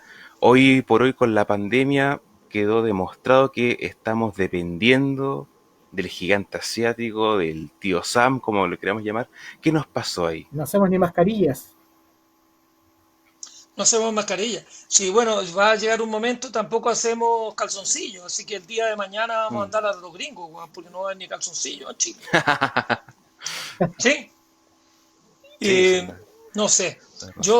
yo creo que esta sociedad extremadamente individualista, con la pandemia lo que se demostró es Ujú. que somos una sociedad, somos un grupo de personas. Y no saco nada yo con cuidarme si mis vecinos no se cuidan. Y no saco nada yo Claro. con hacer todas las cuestiones, porque somos una orquesta, no somos flautistas individuales. Pero desde Pinochet para adelante, que nos vienen, no, tú tienes que primero ponle una zancadilla y si no se cae, pégale un palo. Y si todavía queda vivo, entiérrale el palo en la espalda. Esa sociedad de competir, pero hasta más allá de lo razonable, ¿no? Es mucho más lindo vivir en un lugar agradable. Mira, yo hace un tiempo atrás fui un par de veces a un pueblito chico, no tan chico, pero chico, de Estados Unidos, porque mi hija y su marido estaban en la Universidad de Virginia. Y entonces íbamos con mi mujer al supermercado y nos encontrábamos, llevábamos a nuestra nieta en un cochecito y venía un gringo con una gringa y miraban a la niña y le sonreían, después levantaban la vista, nos sonreían, good morning, llegábamos a esto, todo el mundo te saludaba, después la cajera, oh, tenga un muy buen fin de semana, gracias por haber venido. Oye, pucha, era como tan rico estar ahí en un lugar que todo el mundo era amable y que uno no era transparente. Acá, por lo menos yo que vivo en Santiago, uno va, nadie te mira la cara, todo el mundo está para abajo, nadie te sonríe. Bueno, Mm. pucha, es tan importante ser parte de un colectivo y que cada cual haga lo suyo. Pero para mí es fundamental que un muchacho venga en un camión y recoja la basura de mi casa, porque si no, no sé qué haría yo con una pila. Entonces, si lo puedo saludar, lo saludaré, hola Lucho, ¿cómo te va? Y bueno, él está haciendo una labor que es fundamental para que la sociedad funcione. Yo estoy haciendo otra cosa, que a lo mejor es mucho más inútil que lo que hace él, o el muchacho que se levanta y va a hacer el pan a la panadería. Aquí en la esquina de mi casa hay una panadería muy buena, y si se levanta y llega a las 4 de la mañana, a las 5 de la mañana a la panadería, y cuando uno va a comprar pan está calentito y así con un olor exquisito el pan, pucha, es una maravilla de que alguien haga cosas para uno. Pero nos han enseñado que tenemos que machacar al del lado y competir con el del lado y ser mejor que el del lado. Pero ahora, lo otro también, en educación, que a mí me desespera, no, la educación, la familia se tiene que involucrar. Fíjate que una de las cuestiones más heredables, una de las cosas más heredables es el capital cultural de la familia hacia sus hijos. En una familia en que hay 500 libros, en que el papá es profesional, que la mamá también es profesional y hace otra cosa, los niños en la casa nacen respirando un aire distinto. Pero si un niño nace en una familia donde el padre no ha leído nunca un libro, donde la madre no ha leído nunca un libro, si uno dice, no, es que queremos que la familia se involucre en la educación de los niños, mira, que les enseñen a rezar. Yo soy bastante ateo, pero no tengo ningún inconveniente en que la gente piensa o crea lo que quiera. Que la familia Pero me les dicen enseñe a que rezar. últimamente está creyendo un poco, parece, a raíz de la pandemia. Me dicen que está un poquito creyente. Porque a todo esto, aquí Javier Garay, para que usted vea las rarezas del mundo, yo soy profe de tecnología, no de historia, soy profe de tecnología ¿Ya? y de religión. Generalmente ¡Wow! invoco a Dios cuando tengo Por ahí que enseñó hacer auto mecánica también. y enseño mecánica. ¿Ya? Entonces, en ese sentido, profe, nosotros lo hemos escuchado con mucha atención. ¿Qué mensaje usted dejaría? Porque queremos darle un tiempo también, hay un par de preguntas que nos han hecho por las redes sociales, algo que no he comentado, ustedes lo están escuchando. Yo creo que esta es la charla, eh, digamos, más austral del mundo, porque tenemos gente de Puerto Sí. William, de la isla de Tierra del ¡Wow! Fuego, escuchando. Eh, Mira. ¿Qué mensaje usted nos daría a nosotros como magallánicos, más allá de esta coyuntura que hemos conversado de Fernando de Magallanes, pero sobre todo también como profesor? Usted tiene más de 50 años en la Universidad de Chile, que se supone que es la alma mater. Pero disculpe lo que voy a decir, pero también esta discriminación también se da para arriba. ¿Cuánto magallánico logra llegar a la Universidad de Chile y cuánto talento también vuelve? Porque eso es lo que pasa en las regiones. Las regiones son absorbidas, nuestro talento se va. Entonces, en ese sentido, ¿qué mensaje nos regala, profesor Massa, usted que ha llenado estadios, que ha tenido la posibilidad de contribuir con muchas cosas en un tema a veces que no es tan fácil como la astronomía? ¿Qué mensaje nos regala a los magallánicos? Mira, yo creo que, a ver, te voy a contar toda mi plataforma electoral para que parezca que soy candidato a algo. Chile necesitaría como 5 cosas. Partamos por lo primero, educación. Educación preescolar, educación básica. En la educación preescolar y en la educación básica, ahí se empieza a definir el futuro. Ahí hay que meter mucho, mucho, mucho más, porque ahí los cabros tienen que aprender a pensar en los primeros 4 o 5 años de educación básica. Educación, ciencia y tecnología. Chile es el país más malo de la OCDE en ciencia y tecnología. Nosotros invertimos un ridículo 0,38% del PIB en ciencia y tecnología. Los países de la OCDE invierten en promedio un 2,5%. Y los países que se están desarrollando rápido invierten un 4% del Producto Interno Bruto en ciencia y tecnología. Israel 4,2%, Finlandia un 4%, Corea del Sur un 3,9%. Esos países se desarrollan rápido, invierten 10 o más de 10 veces más en relación al Producto Interno Bruto que lo que invertimos nosotros.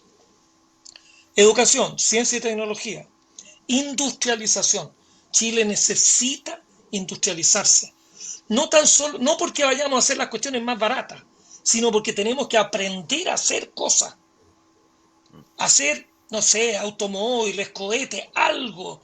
Pero los jóvenes tienen que aprender a hacer cuestiones que valgan la pena, cosas que no se hagan solas, que no sea plantar una plantita y después regarla, porque regando no aprendemos nada. Industrializar el país, descentralizar el país, es otra cuestión fundamental. Chile ha sido absorbido por Santiago y la concentración es la concentración del poder. El poder está todo en Santiago, todo se define en Santiago, y si van a ampliar o no la autopista o la carretera de Punta Arenas a Puerto Natales, tiene que ser el ministro de acá el que decida si eso va o no va, o si es mejor hacer el camino que va para el otro lado. Bueno, tienen que ustedes tomar la decisión de qué se hace. Y por otro lado, mi consejo, bueno, Magallanes es una zona extraordinaria. Ustedes tienen que plantearse el futuro. Yo llevo 52 años en la Universidad de Chile. Así que para mí, bueno, más si yo entré a la Universidad de Chile el año 64 como alumno y el 68 me contrataron como académico. Así que mira tú, ya voy a completar 53 años. Pero para mí, yo no pude creer cuando me invitaron amigos de la Universidad de Magallanes. Yo les pregunté que si tenían un doctorado en veterinaria. Y me dijeron, no, no tenemos la carrera de veterinaria. Yo le dije, bueno, ¿y dónde llevan al veterinario la oveja? Ah, no, es que no hay carrera de veterinaria. No, tenemos una carrera ¿cómo se llama? De Agrónomo, ingeniero ¿no? agrónomo, agronomía. Agrónomo. Bueno, también podéis tener enfermería, pero si hay 2 millones de ovejas, ¿dónde las lleváis al médico? ¿Las lleváis al médico de Santiago? Además, yo incluso lo dije al rector y el rector me miraba, el rector es un hombre mucho más serio que yo. Pero decía, pero si ustedes tienen que tener la mejor carrera del mundo en ovino. Porque en las escuelas de veterinaria de Santiago le dibujan una oveja en la pizarra para que los estudiantes distingan una oveja de una vaca. Pero aquí hay 2 millones de ovejas. ¿Cómo no tienen la mejor? Ustedes, si no tienen la carrera de medicina veterinaria, desde el primer año tengan un magíster y un doctorado en tratamiento de ovejas, en manejo de ovejas, en todo lo que tiene que ver con ovejas. Si las ovejas están aquí. Y bueno, el rector me miraba así con cierto nivel de indiferencia diciendo este gallo las tonteras que habla. Ustedes tienen, bueno, yo le pregunté a un amigo mío, que es un amigo magallánico, que era de San Fernando, pero ahora lleva como 40 años viviendo allá, que él es veterinario y me hablaba de estas cosas. Una vez le pregunté porque viniendo de Argentina, que él me llevó muy gentilmente ahí a ver ¿cómo se llama? Estuvimos en Calafate y el Perito Perito Moreno, Moreno, glaciar. Ah, el glaciar. espectacular. Cuando nos devolvimos y pasamos por abajo, porque llegamos hasta ahí, esta ciudad que siempre se me olvida, ¿Río donde Gallegos? está Kirchner, Río Gallego. Río Gallego. De Río Río Gallego nos Gallego. vinimos por abajo y entonces pasamos y habían una de estas aspas, estos generadores eólicos. Yo le dije, oye, pucha, qué bonito, así que están investigando. No, me dijo, aquí esas cuestiones no funcionan porque hay mucho viento. ¿De qué me estáis hablando?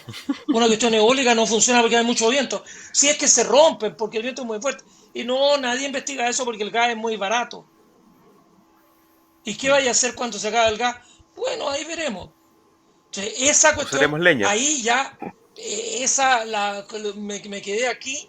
Mm. ¿Cómo usted? Ahí yo aprendí que mi amigo me decía, ya, pues bájate del auto. Bueno, bájate tú. No, bájate tú. Y yo le decía, bueno, pero ¿y qué onda? ¿Por qué me bajo yo? Bueno, es que aquí nadie se baja simultáneamente por las dos puertas, porque si no se te vuela todo dentro del auto. Entonces, él se quedaba adentro y esperaba que yo me bajara y cerrara la puerta.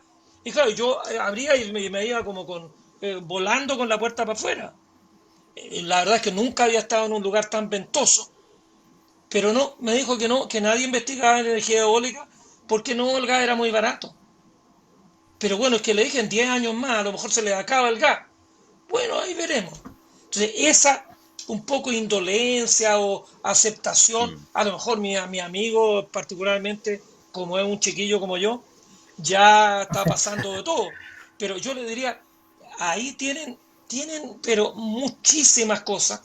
Bueno, esto mismo, los 2 millones de ovejas, ustedes venden, trasquilan las ovejas y los fardos de lana hasta con tierra, se los venden a los ingleses los ingleses los lavan, los encachan y los transforman en unos suéteres que valen 200 o 400 lucas el suéter, weón. Y nosotros le vendemos en 10 lucas, weón, un metro cúbico de lana. Bueno, ¿y por qué no nos dedicamos a hacer suéter? Mira, mi familia es española, ya lo dije. Una de las cuestiones, una de las delicias, más allá de comer centolla, eh, cuando voy a España, bueno, con mi amigo ahí estuvimos comiendo centolla y nos comimos como 2 botellas o 3 botellas de vino entre los dos, comiendo centolla. Pero cuando voy a España, el queso de oveja maduro, Mm. es una cuestión, pero que realmente yo, solo por comer queso de oveja, ya volvería a España. Y ahí tienen 2 millones de ovejas y nadie hace queso de oveja. Y nadie, Si yo nadie creo que hace tienen nada, de tantas hecho, ovejas profe. como en La Mancha, weón. ¿Ah? ¿Mm? Nadie hace nada. Yo creo que acá en Magallanes lo que tenemos es dejación, ¿ah? Al pasar los años hemos visto mucha dejación con muchas cosas porque usted dice, nosotros tenemos muchas más ovejas que población, creo que en todo Magallanes. Pero ahí están. Lo Tocan más como chistoso es 10 que ovejas per uno, cápita, weón, ahí. claro, y a lo más le sacamos una foto ahí cuando vamos en el bus, camino natal, se atraviesan. Pero Profesor, no hay que quejarse ¿sabe qué? tanto, igual hemos comido buenos asados de cordero. Bueno, profe, Sí, claro, aparte se de las la comen las centolla ovejas. aparte de las centollas que le vamos a mandar igual, eh, ya lo dejamos invitado ahí post pandemia para que venga a comerse acá un cordero ¿Ya? patagónico. Pero Sí, sí. acá el profesor Garay se ofrece a cocinar ahí en su casa. Ya. Profe, para ir terminando Algo ya este haremos, algo encuentro haremos. virtual, algo haremos. Para ir terminando este Ya. encuentro virtual, le anticipamos que teníamos unas preguntas, unas breves preguntas ahí de parte de la audiencia. Dijera al presidente brevemente. La verdad Ya. tuvimos que seleccionar algunas porque hicimos un concurso. Guau. Pregúntale al profe Massa. Se nos fue de las manos. Se nos fue de las manos totalmente. De hecho, hasta ahora están llegando las últimas preguntas, pero las vamos a dejar quizás para otro momento. Hay una pregunta que nos ha sacado un amigo, un pirata, ya que es en relación justamente a su libro Marte, la última frontera. Carlos Sparrow nos pregunta, ¿por qué poblar Marte? ¿La raza humana está preparada para no destruir otro planeta?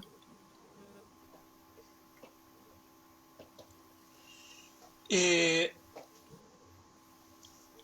bueno,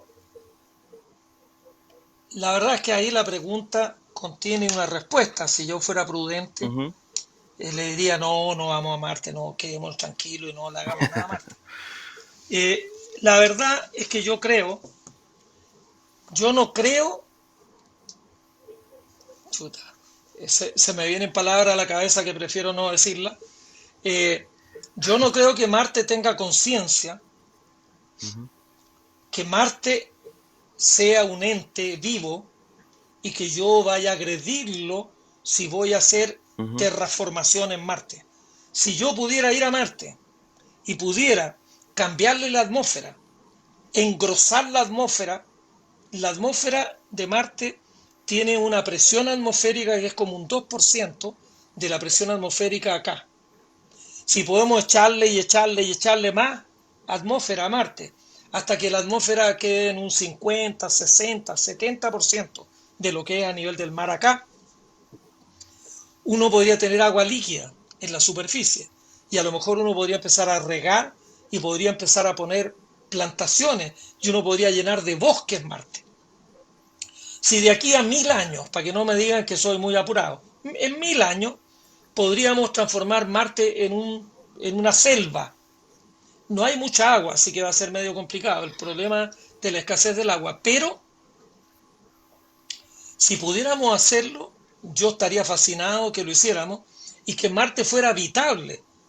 Podemos ahora ir a habitar Marte, pero vamos a tener que hacer como un iglú, un poquitito medio subterráneo, y vivir dentro, presurizar el iglú. Mira, una comparación que es bastante fidedigna. En Marte la temperatura en el día es como 10 grados sobre cero, más o menos lo que tienen Ujú. ustedes en un día normal en Punta Arenas, pero en la noche baja como a 50 grados bajo cero. Bueno, en el interior de la cabina de un avión, cuando uno va volando a 11.000 metros, la temperatura exterior es como 55 grados bajo cero y la cabina del avión va presurizada y va, digamos, controlada la temperatura. Y por lo tanto, si uno tiene algo parecido a la cabina de un avión, que lo tiene ahí estacionado en Marte, uno presuriza, le pone oxígeno y lo tempera, la gente podría vivir ahí y después uno puede tener un tubo, un túnel que conecte con otro iglú y otro tubo con otro iglú y uno podría tener una Ujú. ciudad en donde todo el mundo se mueve por laberintos de túneles Como y una red de en túneles. una parte uno puede ponerse un traje, echarse un estanque en la espalda y puede salir. Incluso también hay, que es una cuestión que sería bastante fácil, uno puede tener como un auto que uno lo tiene estacionado dentro, en una parte que uno lo puede despresurizar como para salir de un submarino, uno se mete el auto está todo presurizado, el auto, la nave en realidad no sería como un auto, sino un vehículo raro, tiene oxígeno y tiene todas las cuestiones para mantener el organismo de la persona que va adentro. En esa parte uno le Ujú. saca el aire, lo deja como para que uno le abra una puerta y salga, y sale y va a echar el pelo y va para otro lado, y después vuelve, se mete ahí, cierra esto, uno lo presuriza y ahí uno se baja del auto. Ahora, los desafíos tecnológicos para hacerlo son enormes, enormes. Pero de la misma manera, cuando Magallanes o Cristóbal Colón deciden abrir rumbo, mira, en España no estaban cayéndose palmar. España tenía terrenos baldíos, lo mismo Portugal. No es que fuera necesario venir a conquistar a América, pero era posible y se le abrieron otros horizontes. Mira, la, si uno hace, que eso uno no lo ve. Yo soy profesor de historia de la astronomía, pero la historia me encanta. Bueno, la alimentación en Europa era súper básica. Cuando llegan de América, Mm. los tomates, las papas, las paltas, por nombrar tres así de Ujú. entrada, no se conocían, el maíz tampoco se conocía en Europa. Ellos tenían trigo, pero el maíz es de nuestras tierras. Los tomates, las papas, El tabaco, las la cocoa, paltas, el tabaco, el etcétera. chocolate, Un montón de cuestiones. ¿Ah? el El No se chocolate. pescado, conocían. chocolate. Entonces, el Mm. chocolate les cambió la vida. Les cambió la vida a los europeos por el hecho de que habían venido aquí a abrir nuevos horizontes. Podrían haberse quedado ahí cerraditos. Mira, antes, mucho antes, en el siglo XIII, cuando empiezan a ir a la India y empiezan a ir a la China y traen productos de la China, Marco Polo, según dicen los tallarines son de invento chino y los trajo Ujú. Italia y los italianos se engolosinaron con los tallarines y ahora parece que los tallarines fueron italianos. Pero cuando uno viaja y cuando hace cuestiones distintas, uno ensancha el horizonte cultural de una manera extraordinaria.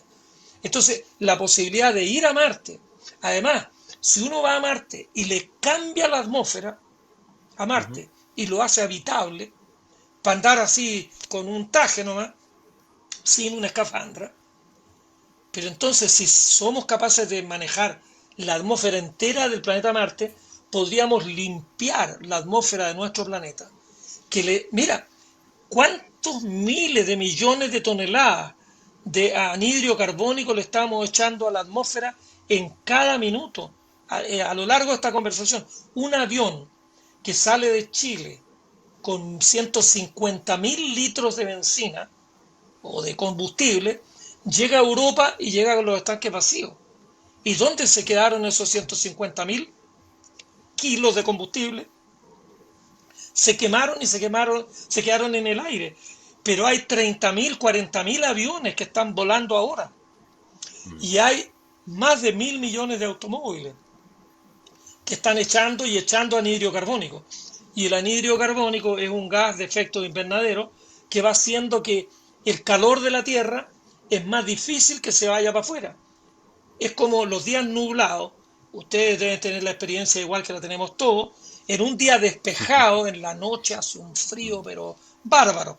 Pero si está Sí, lleno de sí. nubes, la temperatura no baja tanto, porque las nubes te hacen como una frazada.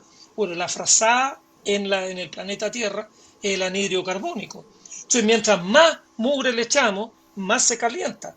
Y bueno, va a llegar un momento en que en Punta Arenas van a quedar debajo del agua. Si sube 30 metros el océano, vamos a tener problemas en muchas partes del mundo. Pero Mm. podríamos empezar a limpiar el anhidrio carbónico de la atmósfera. Podríamos empezar a chupar anhidrio carbónico, que es lo que hacen los árboles. Pero por otro lado, la desertificación del planeta hace que mientras más pasa el tiempo, menos árboles, que eran los que hacían la pega, y además más necesidad de hay. Entonces hay una máquina que la van a experimentar en Marte, que se llama MOXIE, que chupa ¿Ya? anhidrio carbónico, rompe la molécula y el oxígeno lo separa y lo pone en un tarrito para que los marcianos puedan respirar. Entonces los que vayan a Marte van a respirar oxígeno sacado a partir del anhidrio carbónico.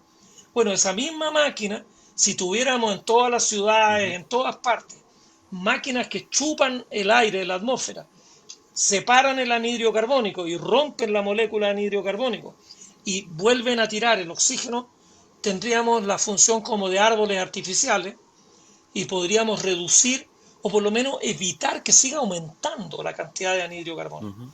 Y por eso mi llamado siempre que puedo es que por favor la gente no queme cuestiones en forma innecesaria. Cuando en estas manifestaciones quemar un neumático, oye, toda esa mugre, si la atmósfera no es un basurero, el Ujú. mar no es un basurero, estamos tirando millones de toneladas de plástico al mar, estamos transformando, mira, estamos haciendo, en una casa, uno lo que hace es que la basura la recoge, la pone en una bolsa y la deja afuera y afortunadamente la basura se lo lleva por otro lado y la basura no se queda dentro de la casa de uno. Pero es que en un nivel macro, el planeta es nuestra casa y la basura estamos empezando a convertir esta cuestión en un vertedero. El mar lleno de plástico, la atmósfera llena de mugre. Entonces, si aprendemos a hacerlo en Marte, vamos a tener toda la tecnología y toda la estrategia para hacerlo acá en la Tierra también. Si el hombre, el conocimiento nunca ha estado de más, nunca. Y entonces, mira, yo yendo a los pueblos originarios, una vez veía, con todo respeto, con todo Ujú. respeto, un mapuche Sí, que sí. decía, no, nosotros somos muy respetuosos de la Pachamama.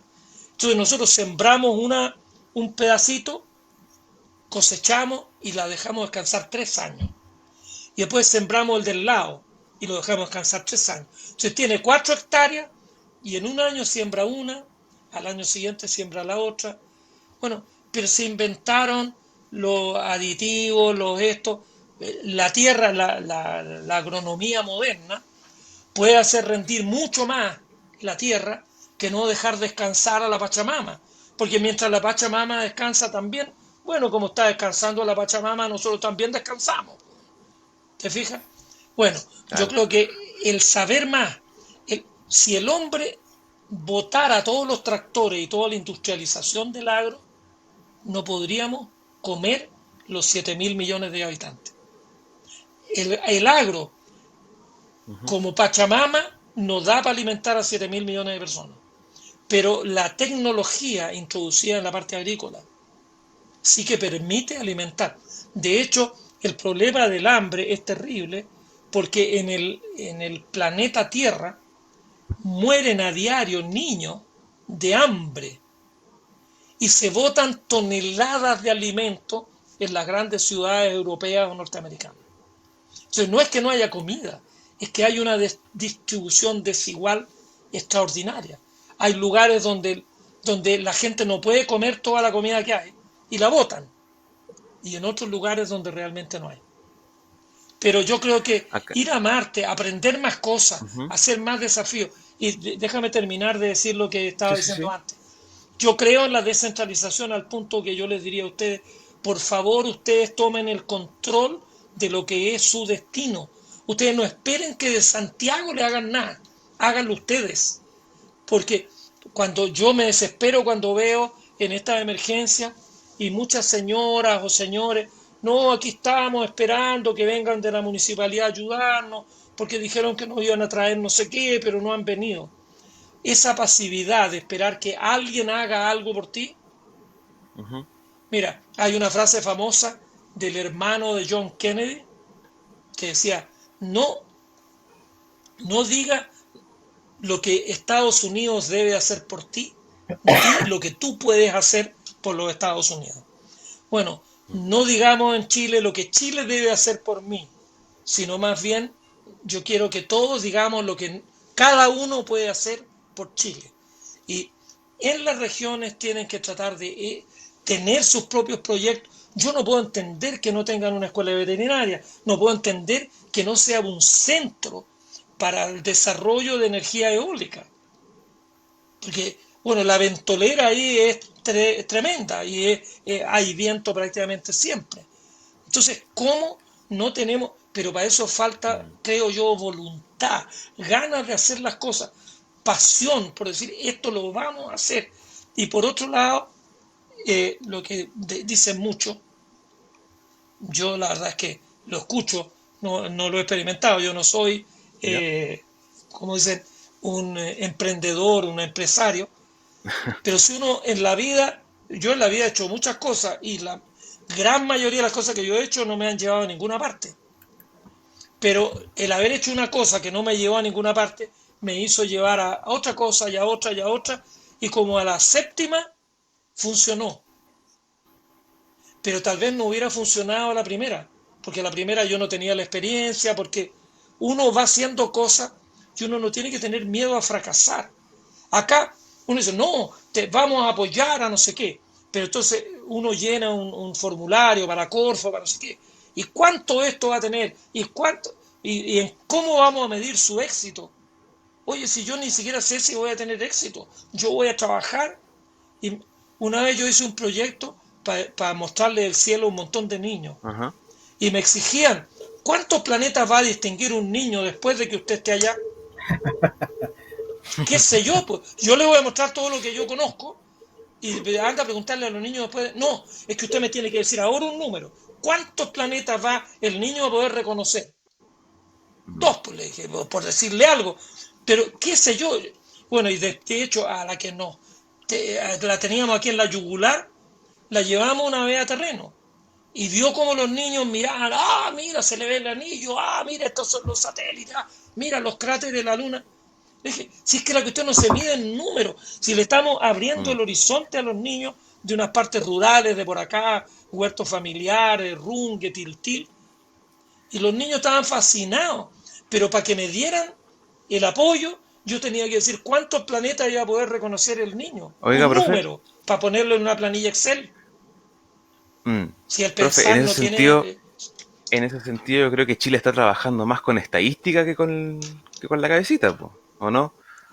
Nos hemos dado cuenta, bueno, está acá la el planilla profe Excel. Garay, sí, acá el profe Garay me ha comentado de repente algunas sandeces que se le ocurren a algunos de sus superiores, pero ahora para ir cerrando, ahora sí para ir cerrando, Sí, eh, la última pregunta, y ahí lo dejamos libre para que vaya a almorzar. sí, Eh, sí, sí. Sí, Estoy haciendo Cecilia dieta. Proboste,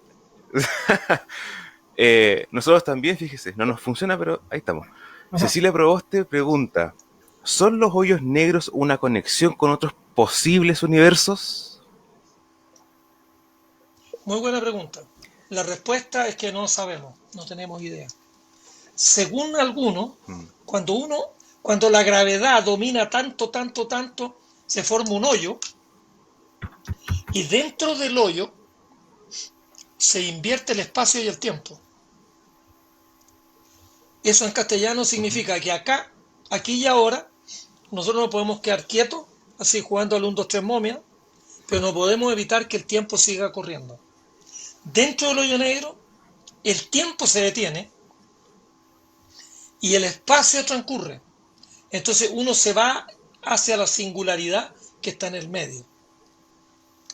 Ahora, viendo todas las ecuaciones, algunos han hecho la hipótesis que podría haber de la singularidad de un hoyo negro una conexión que lo llaman un agujero gusano para Ujú. salir por otro lado.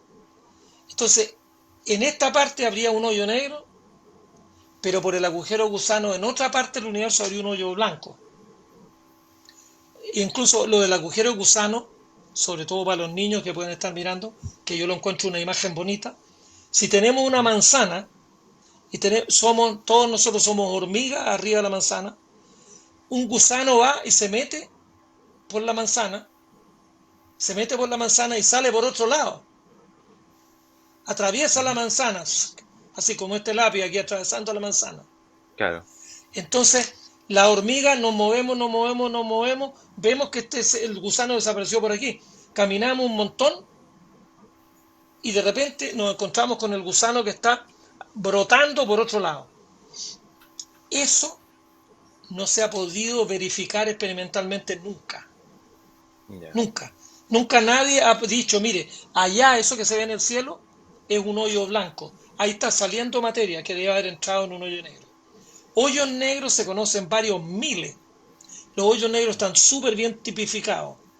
Pero el asunto es que para que exista este agujero gusano, en principio podría haber en un universo que no tenga materia, en un universo que no tenga nada, cero. El hoyo negro y el agujero gusano podría ser, pero basta con que haya materia y el agujero gusano se cierra y no podía usarlo. Así que ese como una especie de alcantarillado, que te metes levantas la tapa aquí, te metes ahí a la alcantarilla, la cierras y aparecís 5 cuadras más adelante. Eso que suena lindo para la ciencia ficción, nunca nadie ha podido demostrar que existan objetos en el universo que sean el producto de un hoyo blanco. Y sí hay, reitero, muchos núcleos galácticos que tienen un hoyo negro. El hoyo negro, ¿cómo lo vemos? Bueno, no lo vemos, pero cuando la materia cae a un hoyo negro, la materia empieza a girar en torno al hoyo negro. De alguna manera, una analogía es como que fuera un embudo. El hoyo negro es el hoyito del embudo, pero en el alrededor del embudo, en el manto del embudo, la materia gira tan rápido que se calienta como a 30.000 grados y emite un montón de luz. Cuando la materia finalmente se va por dentro del embudo, ya no la vemos, nunca más vamos a saber de ella y nunca más vamos a ver la luz. La luz la vemos de la periferia del hoyo negro. Pero esa periferia es tan efectiva emitiendo luz que los objetos más luminosos del universo son estos discos de acumulación en torno de un hoyo negro masivo, que son los cuasares. Entonces, el primer modelo para cuasar en el año 70, los cuasares fueron descubiertos en el año 63. En el año 70 se propuso que lo que estábamos viendo era un hoyo negro con un disco alrededor. Varios fruncieron el ceño y dijeron, no, esto no me tinca. Pero cada vez que se han hecho modelos más refinados, los datos experimentales, lo que uno observa, coincide bastante bien con lo que los modelos ahora predicen que debería estar ocurriendo. Así que el matrimonio entre observaciones y teoría, que es la base de la ciencia eso. Teoría, la ciencia, hay una imagen muy bonita de Poincaré, que era un matemático y filósofo francés. Dice, la ciencia se hace con hechos, igual que las casas se hacen con piedra, pero un montón de piedras no son una casa, de la misma manera que un montón de hechos tampoco son ciencia.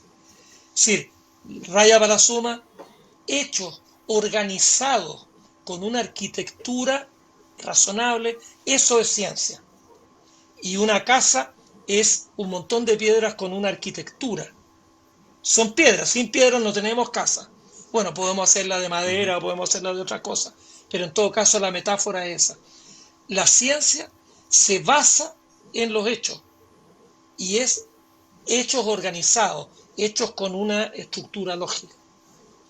Así que, en ciencia sabemos estas dos cosas en los hoyos negros. Están la teoría, que fue primero, en el caso de los hoyos negros, y después las observaciones. Se descubrieron los hoyos negros afuera cuando se habían descubierto en el papel primero. En 1907 se había descubierto, Churchill postuló la existencia de hoyos negros, pero fue recién en el año 70 cuando se descubrieron. A lo mejor en 50 años más se descubren los hoyos blancos, y si se descubren hoyos blancos, va uno a reivindicar la existencia de un agujero de gusano.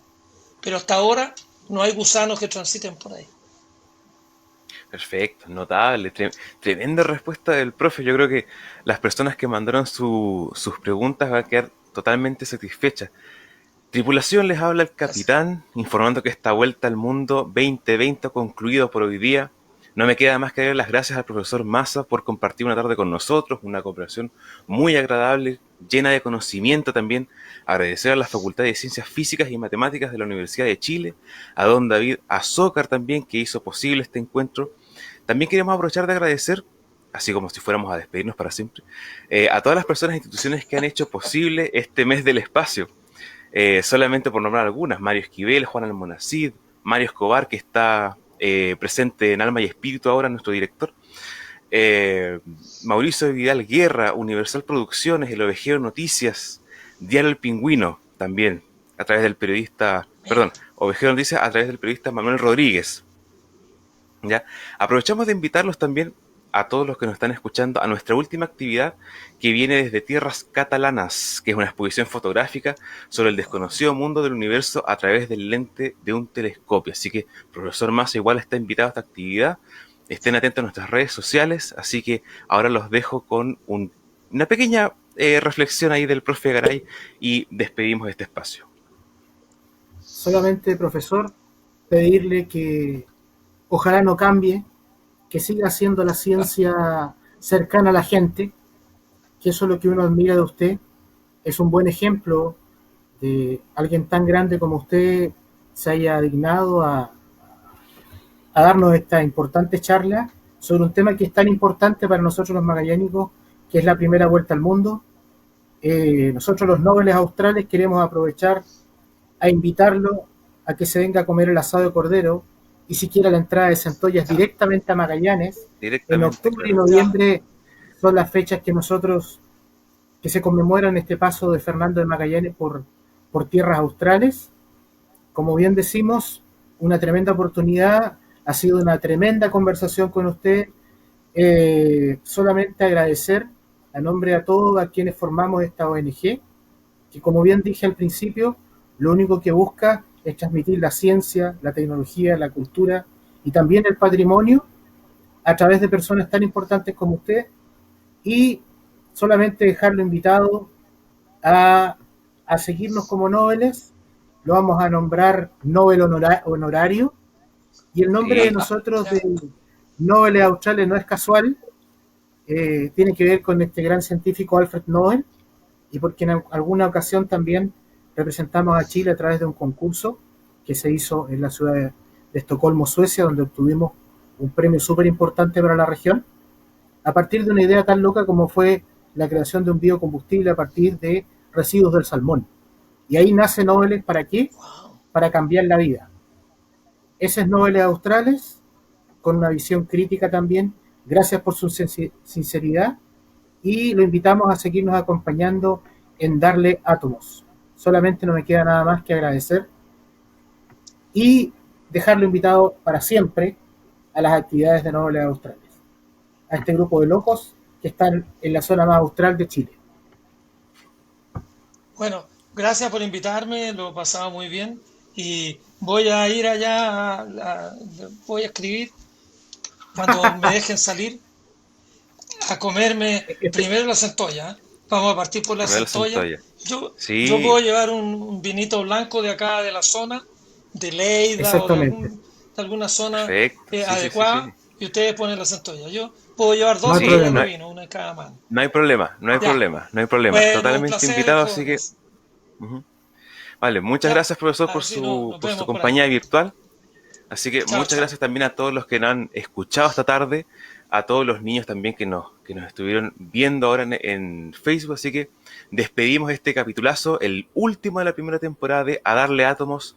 Nos vemos, gente. Síganos también en redes sociales. Acuérdense también de la actividad de la exposición catalana que viene ya viene surcando las aguas ya australes para hacer su debut en las páginas de Nobles Australes. Yo me despido, soy Jonathan Castro, realizador audiovisual de Nobles Australes.